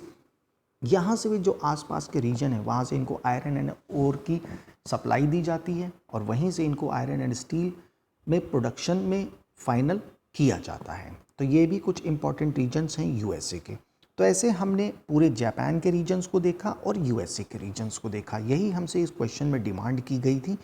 तो हमने एक ओवरऑल डिस्क्रिप्शन में पूरा बताया कि कैसे कैसे आयरन और स्टील के ऊपर हमारा एक्सपेंशन यूएसए और जापान में मिलता है। लेकिन जैसे ये क्वेश्चन 2016 में पूछा गया था, तो देखिए जब कभी भी लेटेस्ट क्वेश्चन आएगा तो मैं ये कह सकता हूँ डेफिनेटली वहाँ पर आपसे इन पे बात नहीं होगी। यानी कि जो ये इंडस्ट्रीज़ हैं, जो ये कंट्रीज़ हैं, वो ओवरटेक करती हैं एक दूसरे को। तो वहाँ पर अब जैसे कि ब्राज़ील है, ऑस्ट्रेलिया है, तो मेरा आपसे ये कहना होगा कि जब कभी भी आप प्रिपरेशन करें तो आप लेटेस्ट जो कंट्रीज़ हैं उनके मेन इंडस्ट्रियल सेंटर्स को स्टडी करें, क्योंकि क्वेश्चंस फिर वहाँ उठेंगे और यहाँ आपसे क्वेश्चन नहीं होगा। तो देखते हैं further question, question number 9। Give a reasoned account of the development, distribution and production trends of fertiliser industry in India. Bharat में उर्वरक उद्योग के विकास, वितरण एवं उत्पादन उन्नतियों का सकारण विवरण प्रस्तुत कीजिए। अब जैसे ये क्वेश्चन है हमारा क्वेश्चन नंबर 9, जो हमसे पूछा गया है डेवलपमेंट की बात की गई है। यानी कि डेवलपमेंट में कुछ हमें अपना 45, 47 जहाँ से हमारी कंट्री को इंडिपेंडेंस मिली, यानी कि वहाँ से लेके और प्रेजेंट टाइम, यानी कि जो ये क्वेश्चन है कि 2016 में पूछा गया, तो हमें एक तो कुछ इसका सबसे पहला जो इसका हिस्टोरिकल डेवलपमेंट है वो हमें पता होना चाहिए। तो अगर हिस्टोरिकल डेवलपमेंट की हम बात करते हैं तो जो इंडिया में सबसे पहला जो हमारा फर्टिलाइज़र यूनिट लगाई गई थी वो 1906 में तमिलनाडु में लगाई गई थी। फिर अगर हम उसके बाद देखें तो 1944 और 1947, अगर हम इन दो ईयर्स को देखें तो सबसे पहली बार जो हमारे जो अमोनिया बेस्ड फर्टिलाइज़र प्लांट्स थे और अमोनियम फर्टिलाइज़र बेस, उनका प्रोडक्शन होना स्टार्ट हुआ। यानी कि सबसे पहले जो हमारा लगा वो हमारा रानीपेट तमिलनाडु में, तो वो जो था वो सुपर फॉस्फेट एक यूनिट था। फिर 1944 में लगा अमोनिया बेस, फिर आगे 1947 में अमोनियम सल्फेट बेस। और फिर जब हम देखते हैं तो जब 1951 जहाँ से FCI यानी कि फर्टिलाइज़र कॉरपोरेशन ऑफ इंडिया जो झारखंड के सिंदरी में इस्टेब्लिश की गई, तो यहाँ से अगर हम देखें तो हमारा एक फर्टिलाइज़र इंडस्ट्री को स्टार्ट मिलेगा। तो हम अगर इतना कुछ इन्फॉर्मेशन को जानते हैं तो सबसे पहले तो हमें कुछ ऐसी बातें बताना होंगी। फिर अगर हम देखें तो जो प्रेजेंट टाइम का सिनारियो है, यानी कि ईयर जो सबसे लेटेस्ट इकोनॉमिकल सेंसस है वो अराउंड 2010 के आसपास का जो डेटा देता है, तो वो ये कहता है कि इंडिया में प्रेजेंट टाइम में 16 नाइट्रोजन बेस यूनिट्स हैं, जहाँ पर जो 2016-2010 तक जो हमारा इकोनॉमिकल डेटा हमारे पास अवेलेबल है उसमें ये कहता है कि प्रेजेंट टाइम पे इंडिया में 64 यूनिट्स हैं जो नाइट्रोजन बेस हैं और 81 यूनिट्स ऐसी हैं जो फॉस्फेट बेस हैं। और जो हमारा प्रोडक्शन है तो जैसे 2010 के अराउंड तो प्रोडक्शन 120.6 लैक्स यानी कि कुछ 120 लाख टन का प्रोडक्शन था 2010 में, और ये अब बढ़ के अराउंड 155 लाख टन्स तक पहुंच गया है। और अगर हम बात करते, और वो भी 155 की जो बात की गई है ये नाइट्रोजन बेस्ड फर्टिलाइज़र्स की बात की गई है। और अगर हम बात करें जो हमारे फॉस्फेट फर्टिलाइज़र्स हैं तो उनकी जो क्वांटिटी है वो अराउंड 80 लाख टन्स तक पहुँच गई है। तो ये हमारा कुछ प्रेजेंट सिनारियो है फर्टिलाइज़र इंडस्ट्री का। फिर अगर हम इतना डेटा जानते हैं तो अगर हम अपने आंसर में लिखते हैं तो बहुत अच्छा है, और अगर हमें नहीं पता है तो फिर हमें अपना कुछ जो बेसिक है, जैसे कि मैंने सिंदरी वाला फर्टिलाइज़र कॉरपोरेशन ऑफ इंडिया का प्लांट, फिर आप उसी से शुरू करिए। फिर अगर हम देखें तो धीरे धीरे इस्टेब्लिशमेंट बढ़ता जाएगा, और मुझे नहीं लगता कि इतना किसी को वो सारे यूनिट्स का एक इस्टेब्लिशमेंट का सीरियल पता हो। तो बेहतर यही होगा कि हम एक स्टार्ट दें और उस स्टार्ट के बाद जहाँ से हमने अपना डेवलपमेंट के बारे में कुछ बताया। और अगर मैं अब बात करूँ तो जो हमारा डिस्ट्रीब्यूशन है, तो अगर हम डिस्ट्रीब्यूशन को देखते हैं तो डिस्ट्रीब्यूशन के लिए सबसे पहले तो हम ये बात देखेंगे कि जो हमारा रॉ मटेरियल है, यानी कि जो हमारा फर्टिलाइज़र के लिए, फर्टिलाइज़र इंडस्ट्री के लिए रॉ मटेरियल है, वो कहाँ कहाँ पर हमें मिलता है। तो अगर हम इसके मिलने की बात करें तो यहाँ पर सबसे पहले तो जो हमारा नाइट्रोजन बेस की बात की गई है, यानी कि जो नाइट्रोजन बेस जो हमारे इंडिया का एक मेजॉरिटी में यूज़ होने वाला फर्टिलाइज़र है, तो यहाँ पर ये कहा गया कि 70% अराउंड जो हमारा नाइट्रोजन बेस्ड फर्टिलाइज़र का प्रोडक्शन जो होता है वो नैप्था से होता है। और नैप्था के लिए अगर हम बात करें तो ये हमारा जो LNG है, लिक्विफाइड नेचुरल गैस है, ये उससे प्रोड्यूस किया जाता है। तो यहाँ पर जो भी हमारे फर्टिलाइज़र इंडस्ट्रीज़ की रिक्वायरमेंट होगी तो वहाँ पर हमें क्या चाहिए होगा, नैप्था की सप्लाई। तो जो हमारे कोस्टल रीजन्स हैं तो वहाँ पर लगे हैं, और कोस्टल रीजन्स के साथ ही साथ हमारे इंडिया में एक पूरे पाइपलाइन का नेटवर्क बिछाया गया है। तो जहाँ पर हम अगर देखेंगे तो हाजिरा, फिर अगर हम देखेंगे तो हमारा जो वेस्टर्न यूपी का साइड है, कुछ हमारा ईस्टर्न यूपी का साइड्स है, तो इस पाइपलाइन से सप्लाई दी गई है नैप्था के लिए, जिससे कि जो नैप्था है उसका यूटिलाइजेशन हो सके और वहीं पर ही नाइट्रोजन बेस्ड फर्टिलाइज़र्स को बनाया जा सके। फिर अगर हम बात करें तो जो हमारे फर्टिलाइज़र्स को बनाने के लिए जो दूसरे रॉ मटेरियल हैं, तो एक हमें चाहिए होगा कोक बेस। तो बहुत सारे ऐसे फर्टिलाइज़र यूनिट्स भी हैं जो कोक बेस हैं। तो कोक बेस की अगर हम बात करते हैं तो तलचेर उड़ीसा और रामागुंडम आंध्र प्रदेश, ये एक सबसे फेमस हमारे कोक बेस फर्टिलाइज़र प्लांट्स हैं। और अगर मैं बात करता हूँ नैप्था के लिए, तो जो नैप्था में हमारी जो लगी हैं तो उसमें सबसे इम्पॉर्टेंट जो नाम अगर आते हैं तो उसमें एक हमारे पास हजीरा, विजयपुर, जगदीशपुर, आंवला, बबराला, शाहजहाँपुर, तो ये सारे के सारे हमारे जो यूनिट्स हैं ये नैप्था बेस हैं। तो नैप्था मेजॉरिटी में नाइट्रोजन बेस्ड फर्टिलाइज़र्स को बनाने के लिए तो जो हमारा यूरिया है तो वो मैक्सिमम मेजॉरिटी में नाइट्रोजन बेस ही फर्टिलाइज़र है। तो जैसा हमारे पास सप्लाई है, तो मैंने जैसे आपको कुछ रीजन्स दिखाए, उन रीजन्स पे हमें ये देखने को मिलता है कि नैप्था के फर्टिलाइज़र्स के प्लांट्स लगे हैं। फिर कोक बेस मैंने आपको कुछ एग्जाम्पल दिए कि कहाँ कहाँ पर वो लगे हैं। तो यहाँ पर हम कुछ बता सकते हैं अपना डिस्ट्रीब्यूशन कि कैसे लगा है। अब अगर मैं डिस्ट्रीब्यूशन को स्टेट वाइज और रीजन वाइज बात करूँ तो देखिए, जो सबसे बड़ा जो हमारा फर्टिलाइज़र प्रोडक्शन रीजन है तो वो है गुजरात, और ये कहा जाता है कि गुजरात सबसे बड़ा हमारा फर्टिलाइज़र प्रोड्यूसिंग स्टेट है। यहाँ पर अगर हम देखें तो नाइट्रोजन का मैक्सिमम और फिर फॉस्फेट बेस फर्टिलाइज़र्स का प्रोडक्शन होता है। कांडला, सूरत, हजीरा, ये इसके सबसे इम्पॉर्टेंट सेंटर्स हैं जहाँ पर फर्टिलाइज़र इंडस्ट्रीज़ लगी हैं। फिर अगर हम बात करते हैं तो यूपी के बारे में ये कहा जाता है अराउंड 32% नाइट्रोजन बेस्ड फर्टिलाइज़र का प्रोडक्शन यहीं से होता है। तो जो अगर हम यूपी को देखें तो यूपी में कानपुर, फूलपुर, इलाहाबाद, यानी कि जो आज प्रेजेंट टाइम में प्रयागराज, साथ ही साथ अगर हम देखें आंवला, तो आंवला लगेगा डिस्ट्रिक्ट बरेली में, वेस्टर्न यूपी में। फिर जगदीशपुर की बात करें, फिर गोरखपुर की, तो ये हमारे नाइट्रोजन बेस्ड फर्टिलाइज़र यूनिट्स हैं जो कि पाइपलाइन से इनको LNG की सप्लाई दी जाती है, वहाँ से नैप्था बेस और नैप्था से particularly ammonia and then nitrogen based fertiliser का प्रोडक्शन किया जाता है। फिर अगर हम तीसरे की बात करें तो महाराष्ट्र, जहाँ पर हम महाराष्ट्र में मुंबई और ट्रॉम्बे, ये एक इम्पॉर्टेंट फर्टिलाइज़र सेंटर्स हैं। फिर महाराष्ट्र के बाद अगर हम चलें तो तमिलनाडु के बाद कुछ हमारे पास जो स्टेट्स हैं तो उनमें एक सबसे इम्पॉर्टेंट नाम उड़ीसा का आएगा। तो उड़ीसा की अगर हम बात करेंगे तो देखिए, उड़ीसा में राउरकेला में एक बहुत इम्पॉर्टेंट फर्टिलाइज़र यूनिट लगा है। फिर अगर हम देखें जैसे उड़ीसा में, फिर साथ ही साथ अगर देखेंगे तो दुर्गापुर, हल्दिया, ये हमारा वेस्ट बंगाल में मिलेगा, नांगल पंजाब में मिलेगा, खेतड़ी राजस्थान में मिलेगा, काकीनाडा, तालचेर, तो ये जो काकीनाडा, तालचेर, राउरकेला, ये आप उड़ीसा में कुछ फर्टिलाइज़र प्रोड्यूसिंग रीजन्स के तौर पे दिखा सकते हैं। अब अगर हम बात करें, जैसे मैंने आपको पहले एक डेवलपमेंट का बताया कि कैसे कैसे फर्टिलाइज़र यूनिट लगी और कैसे हम लोगों ने प्रोडक्शन किया। तो जो इंडिया में मेनली नाइट्रोजन बेस फर्टिलाइज़र बनता है उसका रॉ मटेरियल नैप्था, और वो जो नैप्था है हमें पेट्रोलियम रिफाइनरीज से ही मिलता है। तो जो मैक्सिमम यूनिट्स लगी हैं वो ऑयल रिफाइनरीज के रीजन के आसपास ही लगी हैं।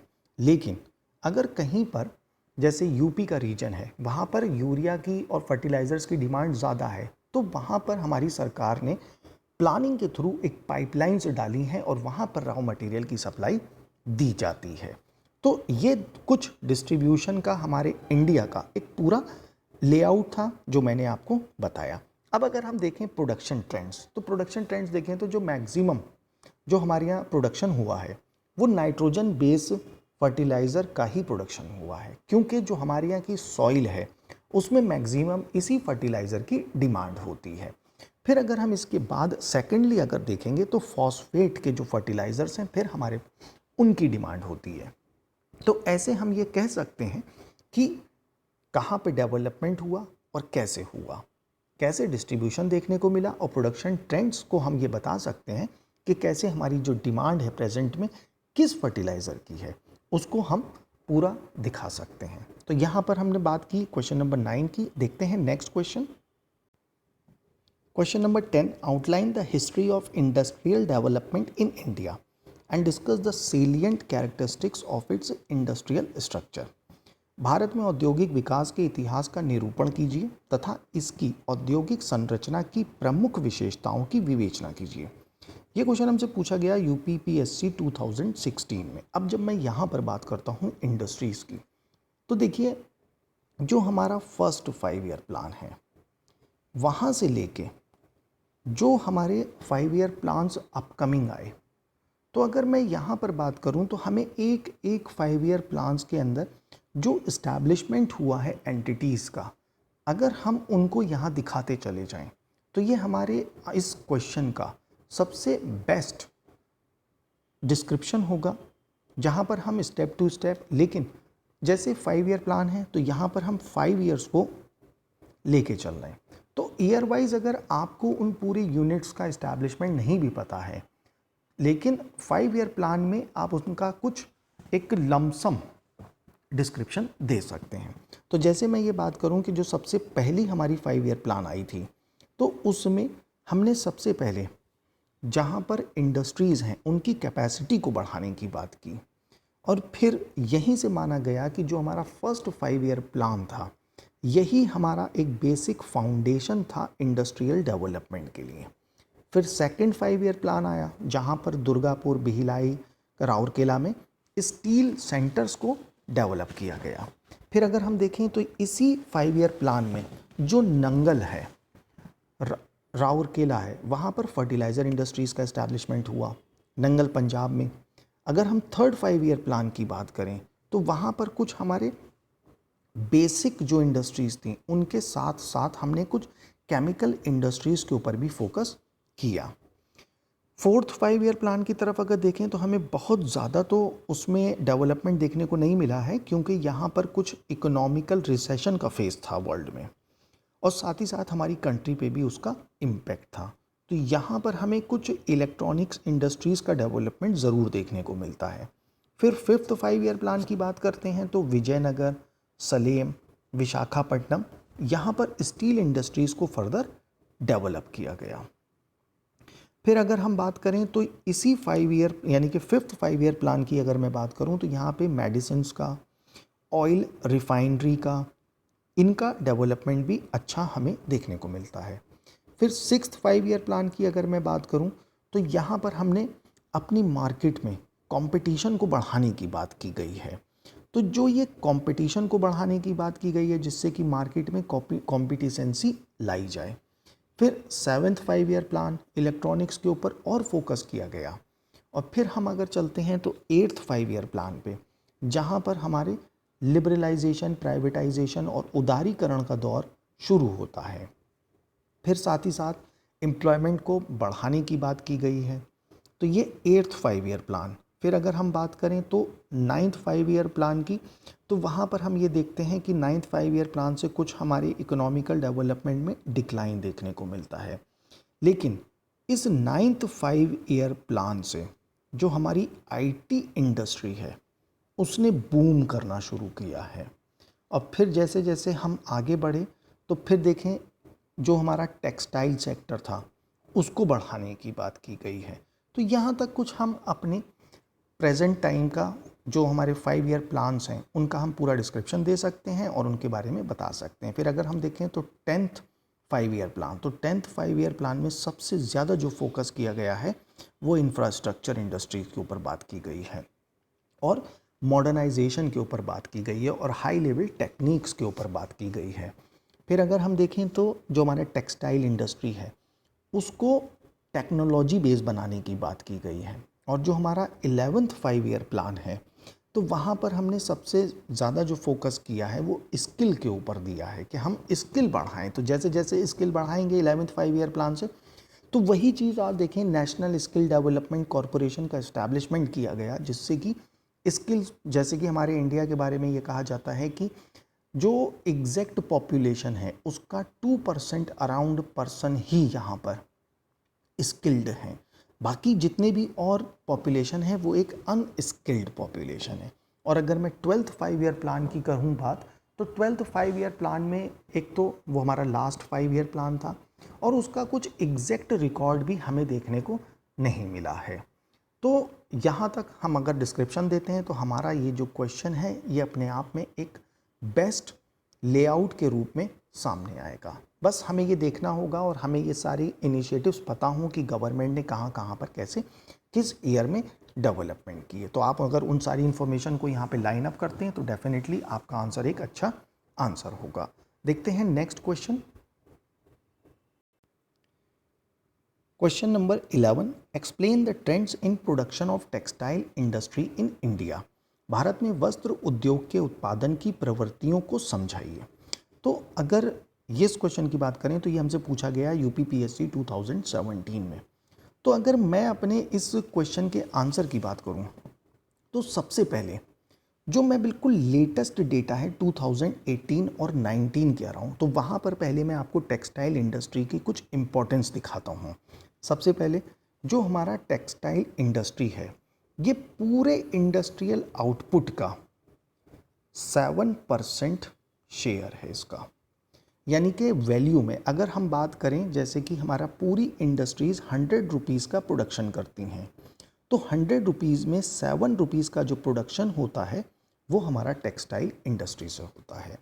साथ ही साथ अगर मैं बात करूं जीडीपी की, तो ये हमारा 2% का जीडीपी में शेयर रखते हैं। साथ ही साथ अगर हम बात करें जो एक्सपोर्ट हैं, तो जो हमें एक्सपोर्ट से कमाई होती है, अर्निंग होती है, उस अर्निंग में तो जो टेक्सटाइल हैं वो हमें कितना शेयर देती हैं, 15%। साथ ही साथ अगर मैं और बात करूं आपसे, तो जो 2017-18 की बात की गई है, तो वहाँ पे टेक्सटाइल इंडस्ट्री का जो हमारा ओवरऑल रेवेन्यू है वो $39 बिलियन के अराउंड है। तो यानी कि आप देख सकते हैं कि टेक्सटाइल एक कितना इम्पॉर्टेंट सेक्टर है हमारे लिए। फिर अगर हम देखें तो जो हम टेक्सटाइल और अपैरल मार्केट की इंडिया में बात करें तो ये टोटल $108 बिलियन के अराउंड है 2015 के डेटा के अनुसार। फिर हम इसी की अगर बात करते हैं तो जो ये हमारा $108 बिलियन का है, इसको गवर्नमेंट ने टारगेट किया है 226 बिलियन का, यानी कि 226 बिलियन का 2023 तक हम क्या करेंगे, इसमें ग्रोथ करेंगे। अगर आप देखें तो देखिए 108 और 226 यानी कि अराउंड डबल है, तो ये डबल करने का टारगेट रखा गया। साथ ही साथ अगर हम बात करें तो जो इंडिया है ये टेक्सटाइल का एक्सपोर्टर वर्ल्ड में सेकंड है और ये अराउंड 63 बिलियन के आसपास की बात करें अगर हम, तो ये शेयर रखता है अपना। तो अगर हम देखें तो 6.3 बिलियन की बात करी गई है शेयर के लिए प्रोड्यूसर ऑफ द वर्ल्ड के तौर पे। अगर हम देखें तो 5.8 मिलियन तो इसमें डायरेक्टली जो फार्मर्स हैं वो जोड़े हैं। 5.8 मिलियन का मतलब अराउंड अगर हम देखें तो 58 लैक्स, यानी कि इतने फार्मर्स इससे डायरेक्टली जुड़े हैं।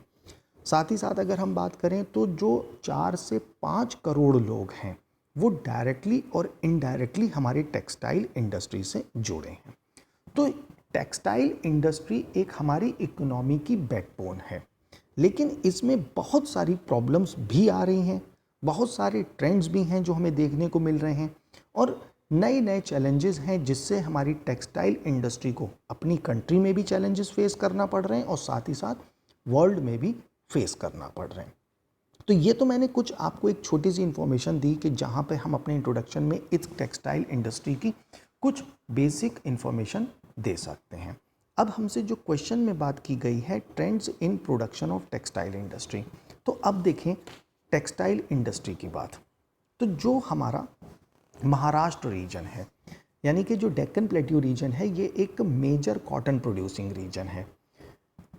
जब धीरे धीरे कॉटन इंडस्ट्री वहाँ इस्टेब्लिश हुई तो कॉटन इंडस्ट्री जो महाराष्ट्र के सराउंडिंग स्टेट्स हैं जैसे कर्नाटक, जैसे तमिलनाडु, जैसे गुजरात, महाराष्ट्र, एमपी, साथ में तेलंगाना और आंध्रा रीजन, तो यहाँ से लेबर मोस्टली महाराष्ट्र गई अपने कुछ वर्क के लिए। वहाँ पर टेक्सटाइल इंडस्ट्री और कॉटन इंडस्ट्री में उसने क्या किया, अपने आप को इन्वॉल्व किया और धीरे धीरे उनको ये पता चला कि कैसे हम कॉटन का प्रोडक्शन करते हैं, कैसे हम उसको लूम्स में बनाते हैं, हैंडलूम्स हैं, पावर लूम्स हैं, तो कैसे उनको, तो ये सारी स्किल उनको महाराष्ट्र में जाकर मिलती है। फिर जो महाराष्ट्र से लगे जैसे गुजरात के लोग आए थे तो उन्होंने गुजरात ने क्या किया, उन सारे टेक्निक्स को सीखा और अपने एरिया में कॉटन की प्रोडक्शन करना शुरू कर दी और धीरे धीरे टेक्सटाइल इंडस्ट्री को वहाँ पर रॉ मटेरियल भी मिलने लगा। तो जो हमारे महाराष्ट्र की इंडस्ट्रियल सेटअप्स थे, जब हमारे गुजरात के रीजन में डेवलप होने लगे तो वहाँ पर उनको वो सारी चीज़ें चीपर मिलने लगी, तो बहुत सारी इंडस्ट्रीज़ और मिल्स मूव कर जाते हैं गुजरात के साइड। ऐसे ही जब गुजरात और महाराष्ट्र, अब जब ये दोनों ही एक हब के रूप में डेवलप हो गए, जैसे कि महाराष्ट्र में हम मुंबई को देखें, एक बहुत इम्पॉर्टेंट टेक्सटाइल इंडस्ट्री का हब है। फिर अगर हम देखें गुजरात में तो सूरत एक बहुत इम्पॉर्टेंट नाम है जहाँ पर हमें देखने को मिलता है एक कॉटन टेक्सटाइल प्रोडक्शन के रूप में। अहमदाबाद, फिर अगर हम देखें जब हमने इस बेल्ट में डेवलपमेंट देख लिया तो जो यहाँ पर लेबर थी तो तमिलनाडु से भी आई थी, आंध्रा से भी और तेलंगाना रीजन से। तो जो तमिलनाडु के कल्टीवेटर्स थे उन्होंने भी यहाँ पर कई सारे प्रोडक्शन टेक्निक्स को सीखा और अपने तमिलनाडु के रीजन में जाकर कल्टीवेशन करना शुरू कर दिया। अब धीरे धीरे वहाँ पर जब रॉ मटेरियल मिलने लगा तो इंडस्ट्रीज़ वहाँ पर भी सेटअप हो गई और हमें यही देखने को मिलता है कि जो प्रेजेंट टाइम पे तमिलनाडु है वहाँ पर सबसे बेस्ट टेक्सटाइल का प्रोडक्शन हो रहा है। तो ये हमारा कुछ इंडिया में जो प्रोडक्शन है उसके कुछ ट्रेंड्स की बात हमने यहाँ पर देखी। अब अगर मैं बात करूँ कि जो हमारे इनिशिएटिव्स हैं जो गवर्नमेंट ने कुछ लिए हैं टेक्सटाइल के लिए, तो देखिए सबसे पहले एक पावर टैक्स एक उन्होंने स्कीम चलाई है जहाँ पर जो टेक्नोलॉजी है, जैसे जो हमारा सूत है उसको बुनने के लिए हथकरघे होते थे, लेकिन अब उन्होंने क्या किया है उसको इलेक्ट्रीफाइड किया है, उसमें मोटर्स वगैरह लगाई हैं, तो इस स्कीम को पावर टैक्स स्कीम का नाम दिया गया है। फिर टेक्सटाइल पार्क्स जो हैं, scheme of integrated textile parks, उनको इस्टेब्लिश किया जा रहा है। साथ ही साथ नॉर्थ ईस्टर्न रीजन में टेक्सटाइल प्रमोशन स्कीम चलाई जा रही है ताकि नॉर्थ ईस्टर्न रीजन में भी जो कॉटन प्रोड्यूसिंग रीजन्स हैं उनकी प्रोडक्टिविटी को बढ़ाया जाए और उन एरियाज़ में भी टेक्सटाइल का प्रोडक्शन किया जाए। साथ ही साथ अगर हम बात करें तो कॉम्प्रिहेंसिव हैंडीक्राफ्ट्स क्लस्टर डेवलपमेंट एक स्कीम चलाई गई, वो भी टेक्सटाइल बेस है। तो अगर हम इकोनॉमिक जोग्राफी की बात करते हैं तो देखिए अगर आप लेटेस्ट डेटा से और ट्रेंड्स से अपने मैगजीन्स को, न्यूज़पेपर्स को आप अगर फॉलो कर रहे हैं तो आपको ऐसा मटेरियल बहुत मिलेगा। तो आप जितनी इन्फॉर्मेशन है आप उसको गैदर करते रहिए और अपने ऐसे क्वेश्चंस को बहुत अच्छे से प्लान करके आप उनको रिप्रेजेंट करिए, डेफिनेटली आपको बहुत अच्छा उसका रिजल्ट मिलेगा। तो ये था हमारा क्वेश्चन नंबर 11। देखते हैं next question. Question number 12, discuss the factors governing the location of agro based industries in India. Bharat में कृषि आधारित उद्योगों का स्थानीयकरण नियंत्रित करने वाले घटकों का की चर्चा कीजिए। ये क्वेश्चन हमसे पूछा गया BPSC 64 2019 में। अगर मैं यहाँ बात करूँ आपसे तो देखिए, सबसे पहले जैसे हमारा कोकोनट इंडस्ट्री है, कोकोनट की बात करें तो देखिए, कोकोनट हमें सदर्न रीजन में ही ह्यूज क्वांटिटी में प्रोड्यूस होता हुआ मिलता है।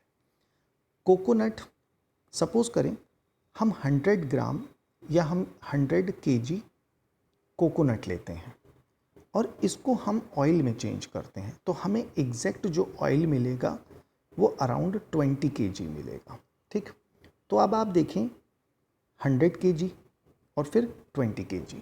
तो अगर हम एक अपनी इंडस्ट्री, जो हमारी कोकोनट ऑयल की इंडस्ट्री है, हम केरल से रॉ मटेरियल लेके आते हैं और मध्य प्रदेश में अपनी एक इंडस्ट्री लगाते हैं, तो जब हम केरल से रॉ मटेरियल लेके आएंगे तो हमें कितना लाना पड़ेगा? 100 kg, और हमें उसका प्रोड्यूस गुड्स कितना मिलेगा? 20 kg। तो आप देखें दोनों के बीच में एक ह्यूज डिफरेंस है, यानी कि आपको ट्रांसपोर्ट पे कितना सारा जो एक्सपेंस है वो करना पड़ेगा। तो उसका एक रिजल्ट ये देखने को मिलेगा कि जो आपका प्रोड्यूस है, फाइनल प्रोड्यूस है, उसकी कॉस्ट क्या हो जाएगी? महंगी हो जाएगी। तो सबसे पहला एक हमारा जो फैक्टर है वो एग्रो इंडस्ट्रियलाइजेशन का इंडिया के अंदर, तो वो एक सबसे बड़ा ट्रांसपोर्ट का, यानी कि जो हमारी एग्रो बेस्ड इंडस्ट्रीज़ हैं जिन रीजन में लगी होंगी, तो उनका एक सबसे बड़ा, जैसे कि MP का रीजन है तो मस्टर्ड ऑयल का रीजन है, तो वहाँ पर आपको मस्टर्ड ऑयल इंडस्ट्रीज़ ज़्यादा मिलेंगी, क्योंकि वहाँ पर आपको सोयाबीन का भी प्रोडक्शन मिलेगा और मस्टर्ड का भी मिलेगा। तो देखिए दोनों चीज़ों के लिए वही इंडस्ट्रीज़ लगी हैं। अब ट्रांसपोर्ट इसमें एक सबसे मेजर फैक्टर है। फिर हम बात करें, जैसे अगर हम देखें, जैसे हमारा कोकोनट है, तो कोकोनट के ऊपर आप देखें एक इसका रॉ मटेरियल निकलता है जिसका हम यूज़ करते हैं, जो इसकी आउटर शेल होती है रस्सियाँ बनाने में। तो जो हमारी इस कोकोनट से रस्सियाँ बनाने की जो हमारी लेबर है, वो हमें उन रीजन्स में जितनी स्किल्ड मिलेगी जहाँ पर कोकोनट होता है, उतनी हमें यूपी में नहीं मिलेगी, पंजाब में नहीं मिलेगी। मिलेगी भी तो कैसी मिलेगी? कॉस्टली मिलेगी। तो डेफिनेटली जो स्किल्ड लेबर है जिस क्रॉप से जुड़ी, वो आपको उसी पर्टिकुलर रीजन में मिलेगी। तो ये हमारा एक सेकंड फैक्टर हुआ। अब अगर हम देखें थर्ड फैक्टर के लिए, तो थर्ड फैक्टर के लिए देखिए, गवर्नमेंट मेनली जो पर्टिकुलर हब्स हैं, उन्हीं हब पर पर्टिकुलर क्रॉप से रिलेटेड स्कीम चलाती है। तो जो सराउंडिंग, जो भी कोई उस लोकेशन में फार्मर्स होते हैं, वो मेनली उसी स्कीम को यूज़ करते हैं और उस रीजन में उस क्रॉप में डोमिनेंसी देखने को मिलती है। तो एक सबसे बड़ा ये कि जो गवर्नमेंट फैसिलिटीज़ हैं, जैसे कि अगर हम देखें तो जो हमारा मस्टर्ड ऑयल इंडस्ट्री है, तो जहाँ MP वाले रीजन में जो MP गवर्नमेंट वहाँ जितनी उनको फैसिलिटीज़ दे रही होगी, उतनी फैसिलिटीज़ हमें बिहार में देखने को नहीं मिलेंगी। तो ये जो एक वेरिएशंस हैं स्कीम्स में, ये भी एक बहुत बड़ा फैक्टर है हमारा एग्रो बेस्ड इंडस्ट्रीज़ के लिए। तो ये 3 फैक्टर। फोर्थ की बात अगर हम करें तो जैसे कि जूट इंडस्ट्री, तो देखिए जूट मेजॉरिटी में जो मैक्सिमम प्रोडक्शन होता है वो वेस्ट बंगाल रीजन में, तो वहीं से जूट को ट्रांसफॉर्म किया जाता है और फर्दर यूज़ किया जाता है बैग्स बनाने में या फिर कुछ कंटेनमेंट्स बनाने के लिए। तो अगर हम देखें तो जो इन लेबर की बात की जाएगी जो इनसे फर्दर प्रोडक्ट्स को बनाएगी, वो भी हमें उसी रीजन में मिलती है। तो ये हमारा 5th फैक्टर। तो ये एक हमारे सबसे इम्पॉर्टेंट फैक्टर्स थे जो कि ये गवर्न करते हैं किसी भी एग्रो बेस्ड इंडस्ट्री का किसी एक पर्टिकुलर लोकेशन में होने का। फिर हम बात करें तो देखिए, जैसे कि हिस्टोरिकली बात करें तो जैसे एक ज़मींदारी प्रथा है, रैयतवाड़ी है, महलवाड़ी है, तो ये जो सिस्टम है ये भी क्रॉप्स को कहीं ना कहीं प्रमोट करते हैं। जैसे अगर आपकी लैंड की जो रेंट है वो सस्ती है, तो आप डेफिनेटली उसमें कुछ ऐसी भी क्रॉप लगाने के बारे में सोच सकते हैं जहाँ पर आपको थोड़ा लेसर अमाउंट में प्रॉफिट मिलेगा, लेकिन रेगुलर मिलेगा। तो ये जो ज़मींदारी, रैयतवाड़ी, ये सिस्टम भी कहीं ना कहीं हमारे इम्पैक्ट डालते हैं एग्रो इंडस्ट्रीज़ के लोकेशन की बेसिस में। फिर अगर हम बात करें तो जैसे हमारी एग्रो इंडस्ट्रीज़ हैं तो इनमें सबसे बड़ा एक ये रोल कि जैसे हम हमारे किसी भी एक फार्मर के पास सपोज करते हैं 1 हेक्टेयर ऑफ लैंड है, तो वो काफ़ी स्मॉल पीस ऑफ लैंड है, तो उससे वो कमर्शियली क्रॉप्स की तरफ जाना इच्छुक नहीं होगा। वो ये सोचेगा कि पहले बस हम अपने लिए फूड सीरियल्स की क्रॉप्स को उगाते हैं जिससे कि हमारा ही यहाँ पर भरण पोषण हो सके। तो वो बहुत ज़्यादा बड़े एरिया में क्रॉप्स, एक तो उनके पास एरिया नहीं है तो बड़ी क्रॉप्स भी वो नहीं कर सकते। तो ये भी एक फैक्टर बन के आएगा जिससे कि हमारी एग्रो बेस्ड इंडस्ट्रीज़ जो हैं उनकी लोकेशन का डिक्लेरेशन देखने को मिले। अब अगर हम बात करें फर्दर, तो जो हमारा नेक्स्ट क्वेश्चन है industrial principle of weber, weber का औद्योगिक सिद्धांत। ये एक बहुत इंपॉर्टेंट क्वेश्चन है यूपीएससी 2014 में। मैंने तो सिर्फ यहाँ पर इतना ही दिखाया है, लेकिन ये रिपीट में हमें कई बार कई एग्जाम्स में देखने को मिला है। तो थोड़ी हम बात करते हैं वेबर प्रिंसिपल की कि वेबर क्या बताता है। तो अगर हम बात करें वेबर के इंडस्ट्रियल प्रिंसिपल की, तो देखें सबसे पहले जो वेबर है इन्होंने 1901 में अपना मिनिमम कॉस्ट प्रिंसिपल लॉन्च, मतलब मिनिमम कॉस्ट प्रिंसिपल या फिर न्यूनतम लागत सिद्धांत अपना दिया।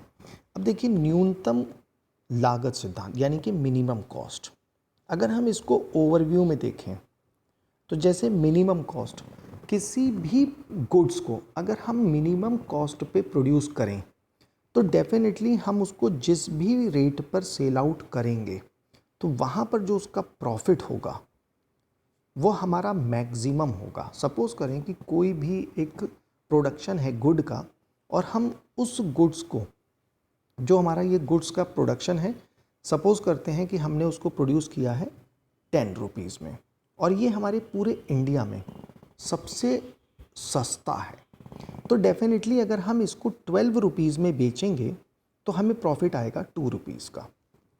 लेकिन जो 11 रुपीज़ का इसको प्रोड्यूस कर रहा होगा उसके लिए ये प्रॉफिट कितना होगा, 1 रुपये का। तो जो वेबर हैं इन्होंने यही बात बताई कि जो हमारा प्रोडक्शन होना चाहिए वो मैक्सिमम मिनिमम कॉस्ट पर होना चाहिए।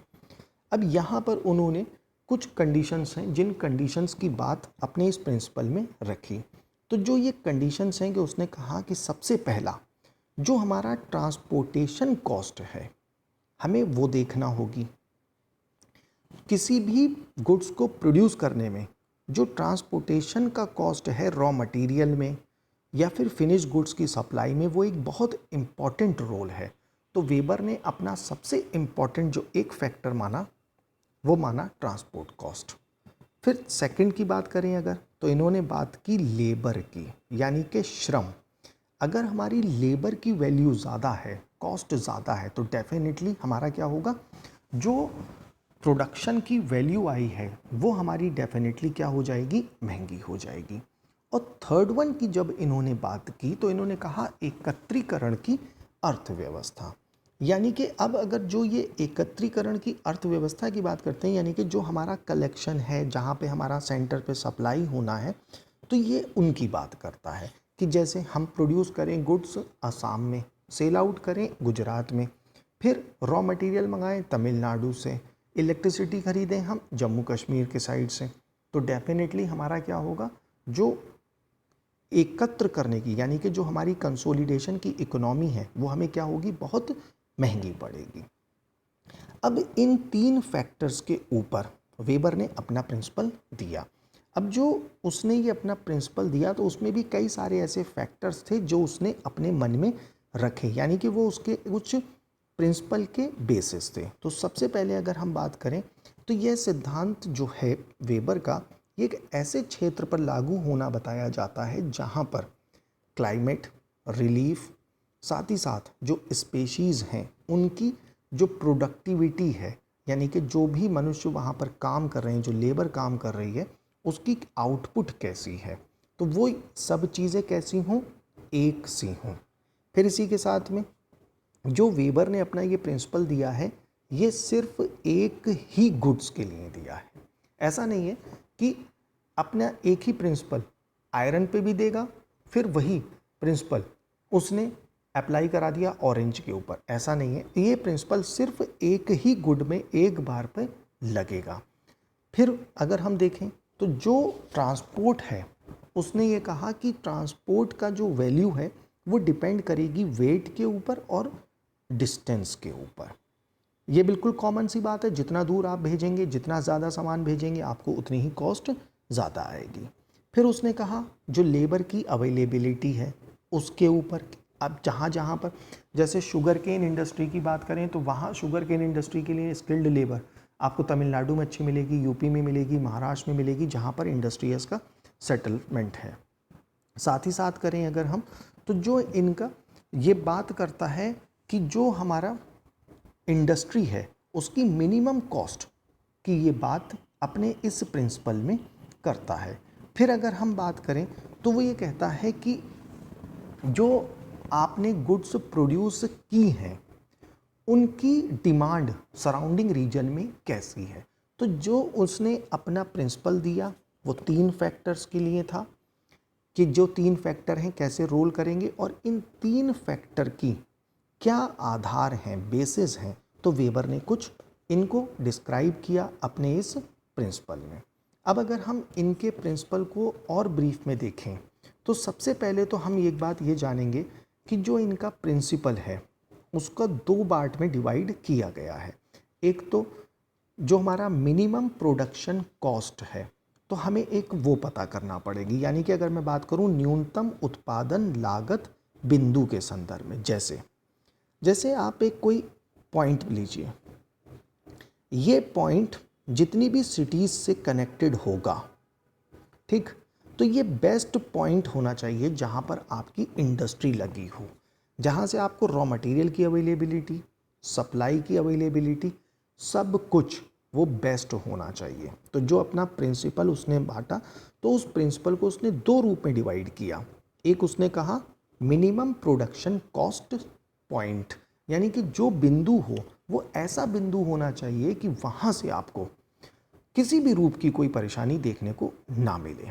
फिर अगर हम बात करें जो इसका सेकंड बेस है इसके प्रिंसिपल का, वो वही एकत्रीकरण की अर्थव्यवस्था, यानी कि जो ये इंडस्ट्री आप लगा रहे हैं तो जो आपको सप्लाई लेनी है बाकी इंडस्ट्रीज से वो कहीं ऐसा ना हो कि बहुत ज़्यादा आपको उसमें प्रॉब्लम उठानी पड़े। तो ये हमारा कुछ वेबर का इंडस्ट्रियल प्रिंसिपल, बड़ा आसान प्रिंसिपल है और इन्हीं का ये प्रिंसिपल है और इन्हीं के प्रिंसिपल्स का ये समरी है जहाँ पर वो ये कहते हैं higher the transportation lesser the profit, यानी कि जितना अधिक आप ट्रांसपोर्टेशन करेंगे किसी भी गुड्स का डेफिनेटली आपको वहाँ पर लॉस उठाना पड़ेगा। अब अगर मैं बात करूँ इस प्रिंसिपल के कुछ क्रिटिक्स की, आलोचनाओं की, तो देखिए यहाँ पर एक सबसे इम्पॉर्टेंट बात जो इन्होंने कही है वो इन्होंने ये कि सिर्फ इन्होंने ट्रांसपोर्ट को ही फैक्टर माना है, जिस पे कि किसी भी एक गुड्स की जो प्रोडक्शन है वो और भी कई सारे फैक्टर्स के ऊपर डिपेंड करती है। फिर अगर मैं बात करूं जैसे कि स्किल मैनेजमेंट की बात करता हूं तो वो इंडस्ट्रियल के लिए, तो वहाँ पर ट्रांसपोर्ट को ही इन्होंने फोकस किया। लेकिन आज अगर हम प्रेजेंट टाइम को जापान को देखते हैं तो देखिए जापान के पास रॉ मटेरियल बहुत कम है, पूरे वर्ल्ड से वो रॉ मटेरियल को मंगाता है, वहीं पे वो प्रोड्यूस करता है और फाइनली पूरे वर्ल्ड में वो सेल आउट करता है एक प्रीमियम प्रोडक्ट्स के तौर पे। फिर अगर आप देखें तो जो वेबर है इन्होंने जो लेबर है, श्रम है जो, उसको कांस्टेंट माना है, जबकि वो कांस्टेंट नहीं होती है। कभी लेबर के पास ज़्यादा, लेबर की ज़्यादा डिमांड होगी तो डेफिनेटली लेबर क्या करेगी, अपनी वेज को इंक्रीज करेगी। तो यहाँ पर वेबर का एक हमें ड्रॉबैक ये भी देखने को मिलता है। साथ ही साथ वेबर ने जो क्वालिटी गुड है, जो प्रोड्यूस की है वस्तु, उसका उसने प्राइस भी कांस्टेंट माना है, लेकिन उसमें भी उतार चढ़ाव हमें देखने को मिलते हैं। तो अगर हम देखें तो जो ये हमारा वेबर का प्रिंसिपल है ये मेनली जर्मनी के आयरन और स्टील इंडस्ट्रीज़ के कंटेक्स्ट में था। अब ये प्रिंसिपल उस समय पर जर्मनी के ऊपर तो बहुत अच्छे से इम्प्लीमेंट हुआ, लेकिन प्रेजेंट टाइम पे वर्ल्ड में, जैसे मैंने जापान वगैरह के लिए कहा, हमें ऐसी बहुत सारी कंट्रीज़ हैं जिन्होंने वेबर के इस प्रिंसिपल को प्रेजेंट टाइम पे एक अपवाद के रूप में दिखा दिया है अपने आप को कुछ इंडस्ट्रीज़ की वर्ल्ड में सेटअप करके। तो यहाँ पर हमने कुछ डिस्कशन किया आपसे वेबर के इंडस्ट्रियल प्रिंसिपल के बारे में। तो देखते हैं next question. Question number 14, outline the history of industrial development in India and discuss the salient characteristics of its industrial structure.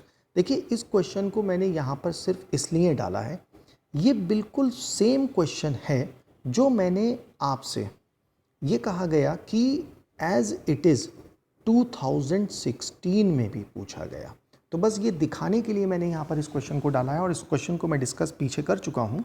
तो देखिए कई बार ऐसा भी देखने को मिला है कि क्वेश्चन एज इट इज़ हमें प्रीवियस पेपर से अपने फर्दर पेपर में देखने को मिलता है। तो अब चलते हैं नेक्स्ट क्वेश्चन, क्वेश्चन नंबर 15 की side. Explain the concept of make in India and indicate the essential inputs for its success.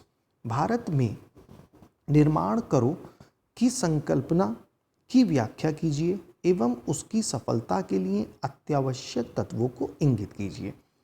UPSC 2014। अब अगर आप देखें इस ईयर को, तो जो ये ईयर है 2014 है जहाँ पर हमसे ये क्वेश्चन पूछा गया। अब अगर आप अपने करंट्स को अपडेट रखते होंगे तो ये भी आपको बात पता होगी कि जो हमारी मेक इन इंडिया स्कीम है ये हमारी स्टार्ट हुई थी 25 सितंबर 2014 को। तो देखिए आप हमारे इंडस्ट्रियल कंटेक्स्ट में हमसे उसी ईयर देखिए सितंबर में लॉन्च हुई और अक्टूबर नवंबर का वो टाइम पीरियड होगा जहाँ पर मेंस एग्ज़ाम ये हुआ होगा। तो डेफिनेटली आप देखें कि वहाँ पर ये क्वेश्चन हमसे पूछा गया। अब अगर हम मेक इन इंडिया के कंटेक्स्ट की बात करते हैं तो जो हमारा मेक इन इंडिया का प्रोग्राम है ये चलाया तो इसीलिए गया था कि हम अपने इंडस्ट्रियल सेक्टर में जो हमारा मैन्युफैक्चरिंग है, तो ये जो मैन्युफैक्चरिंग है हम इसको जीडीपी में जो हमारा टारगेट रखा गया था इस प्रोग्राम के थ्रू 15% से बढ़ा के मैन्युफैक्चरिंग को हम इसको 25% तक के लिए टारगेट किए थे और इंडिया को एक वर्ल्ड लेवल की मैन्युफैक्चरिंग हब के रूप में डेवलप करने की बात की गई थी।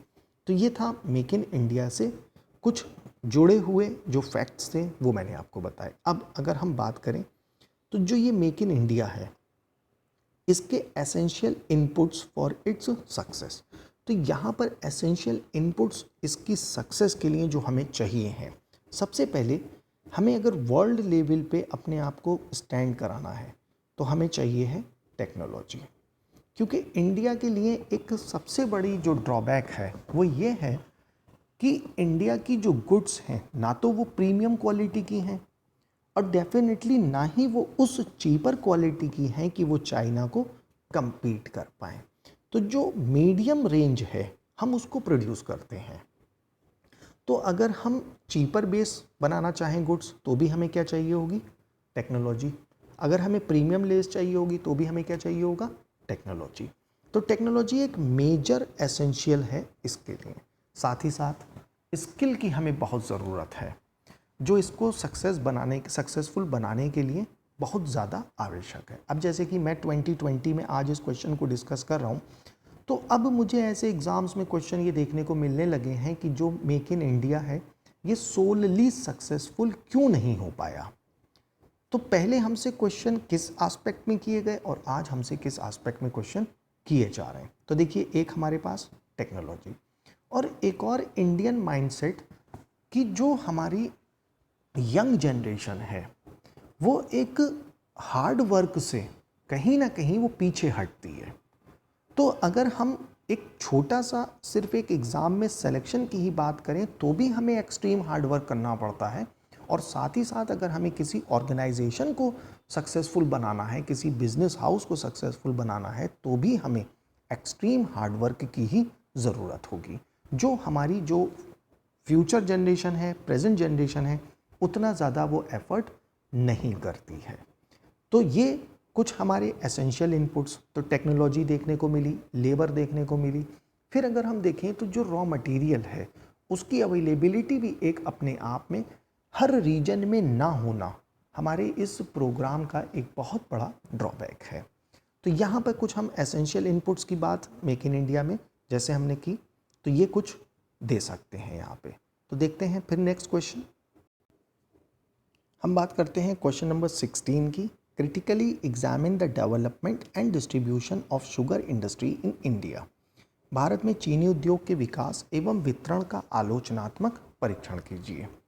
ये क्वेश्चन हमसे पूछा गया यूपीपीएससी 2017 में। अब अगर देखें, ये एक बहुत कॉमन हमारा क्वेश्चन है, क्योंकि अगर हम इसकी बात करें तो जो हमारी शुगर इंडस्ट्री है ये हमारे इंडिया में बहुत पहले से डेवलप है, और ये बहुत पहले से, यानी कि जो इसको ये कहा जाता है कि इसको लेके आने वाले जो लोग थे तो वो डच लोग थे, और फिर धीरे धीरे वो लोग तो इसको सक्सेसफुल नहीं करा पाए अपने, जिसे कहा जाए इन्होंने स्टार्ट किया था बिहार से, और फिर फर्दर ब्रिटिशर्स ने इसके ऊपर वर्क किया, और धीरे धीरे जो 20th सेंचुरी होती है हमारी, यानी कि 1900s की स्टार्ट से हमें ये देखने को मिलता है कि हमें जो शुगर इंडस्ट्री है उसमें डेवलपमेंट देखने को मिलने लग जाते हैं। तो अगर हम बात करें डेवलपमेंट की और डिस्ट्रीब्यूशन की, तो डेवलपमेंट के लिए मैंने कहा डच से शुरू हुआ, और फिर उसके बाद धीरे धीरे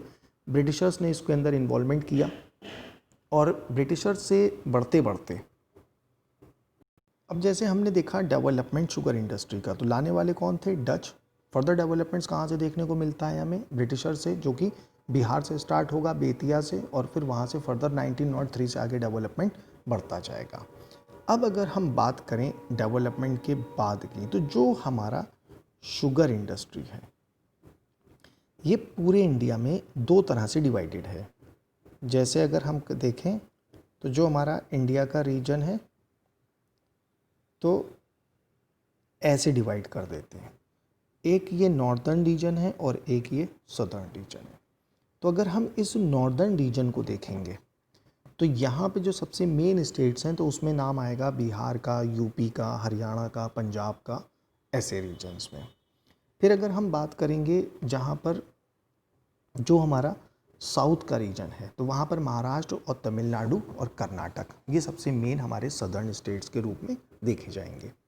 तो जो हमारी शुगर इंडस्ट्री है ये एक वेट लॉस की इंडस्ट्री है, यानी कि इसमें भी हमें क्या करना पड़ता है, बहुत सारे रॉ मटेरियल को लेके जाना पड़ता है। जैसे कि हम 100 kg शुगर केन को लेके जाते हैं, और 100 kg शुगर केन को लेके जाने के बाद हमें उसमें से शुगर कितनी मिलती है? 10 kg। तो यहाँ पे हमें बहुत सारा वेट लॉस होता है। तो जो हमारी शुगर मिल्स हैं वो मेनली फार्म लैंड्स के 15-20 किलोमीटर, 25 किलोमीटर के ही दायरे में लगी होनी चाहिए, और उसके अलावा रेल से भी वो रीजन अच्छा जुड़ा होना चाहिए, क्योंकि जब शुगर का प्रोडक्शन हो जाएगा तो मैक्सिमम जो शुगर का ट्रांसपोर्ट होगा ऑल ओवर द वर्ल्ड वो by the help of train, और फिर ट्रेन से पोर्ट्स तक और पोर्ट्स से शिप तक। तो जो हमारा सदर्न रीजन है उसने शुगर इंडस्ट्री में ज़्यादा डेवलपमेंट किया, क्योंकि उनका रोड कनेक्टिविटी भी हमें अच्छी देखने को मिलती है अपनी फार्मलैंड से, साथ ही साथ पोर्ट्स से भी हमें वो अच्छी कनेक्टिविटी देखने में मिलती है। तो ये सारे हमारे कुछ एक सबसे बेस्ट रीजन्स, मतलब रीजन्स हैं जिनसे हमें क्या देखने को मिलता है, जो हमारा शुगर इंडस्ट्री है उसका डेवलपमेंट। अब अगर हम ऐसे ही बात करें फर्दर, तो जो हमारा नॉर्दर्न इंडिया है यहाँ पर हमें मेन हब पता चल गई, कौन कौन सी स्टेट्स हैं जहाँ पर प्रोडक्शन होता है। जो हमारा शुगर केन है ये एक ट्रॉपिक्स की क्रॉप है, और जहाँ पर इसको जितनी ह्यूमिडिटी मिलेगी इसमें शुगर कंटेंट उतना ही अच्छा होगा। तो प्रेजेंट टाइम पे अगर मैं बात करूँ, जो हमारा नॉर्दर्न रीजन है इस शुगर केन में जो शुगर कंटेंट है वो काफ़ी कम है, क्योंकि यहाँ पर ह्यूमिडिटी हमें कम देखने को मिलती है। और जो हमारा सदर्न रीजन है वहाँ के शुगर केन में हमें शुगर कंटेंट बहुत अच्छा देखने को मिलता है।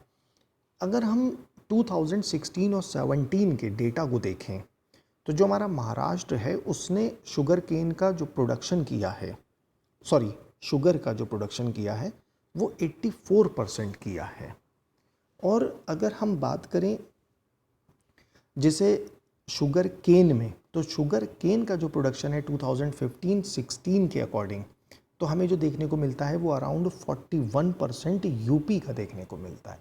तो जो शुगर केन का ओवरऑल प्रोडक्शन है वो यूपी ज़्यादा है। इंडस्ट्रीज़ की अगर हम बात करें तो महाराष्ट्र ज़्यादा है। शुगर प्रोडक्शन की बात करें अगर तो महाराष्ट्र ज़्यादा है। तो इन सारी कुछ फैक्ट्स को देखते हुए हम अपने इस डिस्ट्रीब्यूशन को पूरे इंडिया का दिखा सकते हैं। तो एक बेल्ट हमें कौन सी मिलेगी, सदर्न वाली, जहाँ गुजरात, महाराष्ट्र, कर्नाटक, तमिलनाडु रीजन मिलेंगे। ऊपर हमें नॉर्थन रीजन्स मिलेंगे। तो ये एक इम्पॉर्टेंट सारे मैंने आपको फैक्ट्स के साथ में बताया कि कहाँ पर कौन सी लोकेशन में कितना प्रोडक्शन किसका ज़्यादा होता है, किसका कम होता है, वो ओवरऑल हम यहाँ पर इंफॉर्मेशन दे सकते हैं अपने इस क्वेश्चन के आंसर में। तो ह्यूमिडिटी की भी बात मैंने आपको बताई टेक्निकल। और जो हमारा इंडिया है इसका शुगर में पूरे वर्ल्ड में नंबर 1 पोजीशन है प्रोडक्शन में। उसके बाद आता है सेकंड पे अगर हम बात करें तो चाइना, देन यूएसए, और फिर अगर हम बात करते हैं तो ब्राज़ील। पर अब रैंकिंग चेंज हो गई है। तो अगर हम देखेंगे तो जो हमारा शुगर कंटेंट है, मतलब ये 2016-17 की बात कर रहे हैं, पर अगर हम अब देखेंगे तो सबसे बड़ा जो प्रोड्यूसर बन गया है वो ब्राज़ील बन गया है। तो आप इन सारी इन्फॉर्मेशंस को, करंट ट्रेंड्स को देखते हुए आप उसमें इनपुट दे सकते हैं। उसी के अकॉर्डिंग आप अपने आंसर को फ्रेम कर सकते हैं। तो देखते हैं next question, question number 17। Give an account of the industrial regions of India. Bharat के औद्योगिक प्रदेशों का विवरण दीजिए। ये क्वेश्चन हमसे पूछा गया यूपीपीएससी 2018 में। तो देखते हैं इस क्वेश्चन को। जो हमारे इंडस्ट्रियल रीजन्स हैं इंडिया में वो मेनली, मतलब ये कहा गया कि जैसे कि जो हमारे इंडस्ट्रियल, उनको जो क्लासिफाई किया गया है वो कुछ ऐसे किया गया है कि 100 किलोमीटर, मतलब 100 स्क्वायर किलोमीटर, और इसके अंदर में कम से कम 50 यूनिट्स जो हों वो इस्टेब्लिश्ड होनी चाहिए। और उसमें भी जो हमारी जो पॉपुलेशन है वो मेनली सेकेंडरी इंडस्ट्रीज़ में और टर्शरी जो हमारे बिजनेसेस हैं उसमें इन्वॉल्व होनी चाहिए।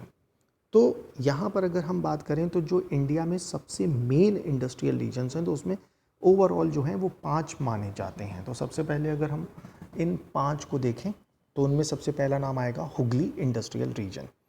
रॉ मटेरियल की अवेलेबिलिटी रेलवेज, रोडवेज और बाई शिप बहुत अच्छे से जुड़े हैं। डिमांड के लिए मार्केट बहुत अच्छी है।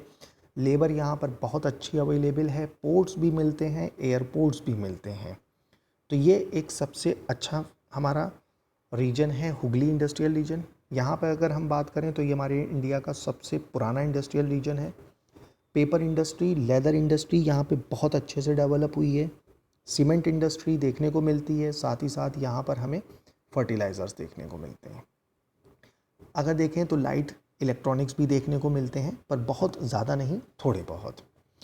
लेकिन ये जो हमारा रीजन है यहाँ पर एक थोड़ी सी ये है कि पॉल्यूशन वगैरह बढ़ गया है, स्लम एरियाज़ बढ़ गया है, ट्रांसपोर्ट की प्रॉब्लम आ गई है, कंजस्टेड हो गया है। साथ ही साथ जो मेरे स्किल्ड लेबर्स थे वो यहाँ पर अब इतने चीप रेट्स में अवेलेबल नहीं है, क्योंकि उनको बाहर के रेट्स में ज़्यादा अच्छा रेट मिल रहा है। तो ये हमारा हुगली इंडस्ट्रियल रीजन। फिर अगर हम बात करें सेकंड वन तो मुंबई, अहमदाबाद, पुणे रीजन। तो यहाँ पर अगर हम देखें तो यहाँ पर कुछ लेटेस्ट इंडस्ट्रीज़ हैं जो लगी हैं। तो यहाँ पर सबसे इम्पॉर्टेंट में जो नाम आएगा वो पेट्रो केमिकल्स में, ऑयल रिफाइनरीज़ में, केमिकल इंडस्ट्रीज़ हैं, मेडिसिन्स हैं, साथ ही साथ शिप बिल्डिंग है, एयर या फिर एरोनॉटिक्स हैं, लाइट इंजीनियरिंग है और इलेक्ट्रॉनिक इंडस्ट्रीज़ हैं। तो ये हमारा कुछ मुंबई अहमदाबाद रीजन, ये भी वेल कनेक्टेड रीजन है। साथ ही साथ यहाँ पर भी वही प्रॉब्लम है कि जो लेबर है उसने स्लम एरिया डेवलप किया है, वहीं से पॉल्यूशन भी हो रहा है खूब सारे। और यहाँ पर अब जिसे कहा जाए कि जो लेबर है यहाँ पर और रॉ मटेरियल है वो यहाँ पर काफ़ी अच्छी अवेलेबल है, इसीलिए यहाँ पर फ्यूचर में अच्छे पर्सपेक्टिव देखने को मिलते हैं। फिर अगर हम बात करें तो थर्ड वन छोटा नागपुर इंडस्ट्रियल रीजन। तो यहाँ पर भी 2 टाइप के हमारे डिवीज़न हैं, एक दामोदर वैली इंडस्ट्रियल रीजन और एक स्वर्ण रेखा इंडस्ट्रियल रीजन। तो अगर देखें दामोदर वैली से जुड़ा तो वहाँ पर हमें मिलेगा कोल बहुत अच्छी क्वांटिटी में मिलता है, इसीलिए हमें यहाँ पर आयरन इंडस्ट्रीज़ बहुत ज़्यादा डेवलप होती हैं, रॉ मटेरियल भी आयरन इंडस्ट्रीज़ का अवेलेबल है, फर्टिलाइज़र्स भी हैं, सीमेंट भी है।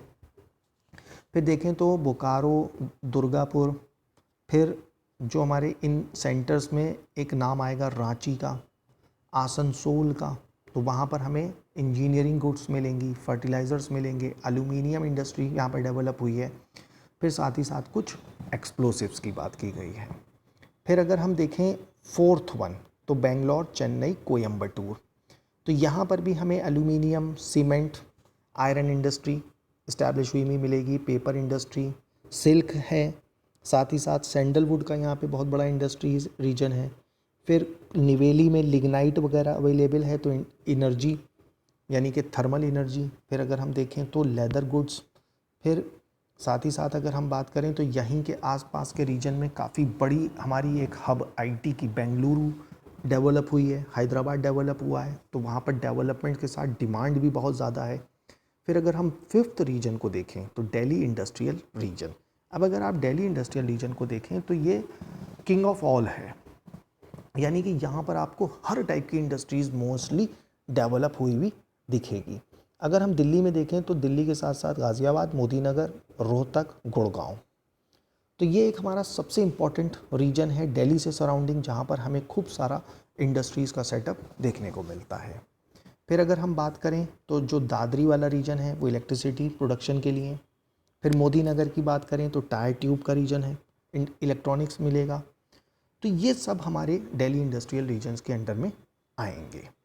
तो ये था हमारा पूरा एक ब्रीफ इंडस्ट्रियल रीजन हमारे इंडिया का, और हमने जो अपने इकोनॉमिकल ज्योग्राफी की बात की आज इंडस्ट्री से जोड़ के, तो ये था हमारा टोटल ओवरऑल वीडियो। तो कैसा लगा आपको हमारा वीडियो, कमेंट बॉक्स में ज़रूर बताएं।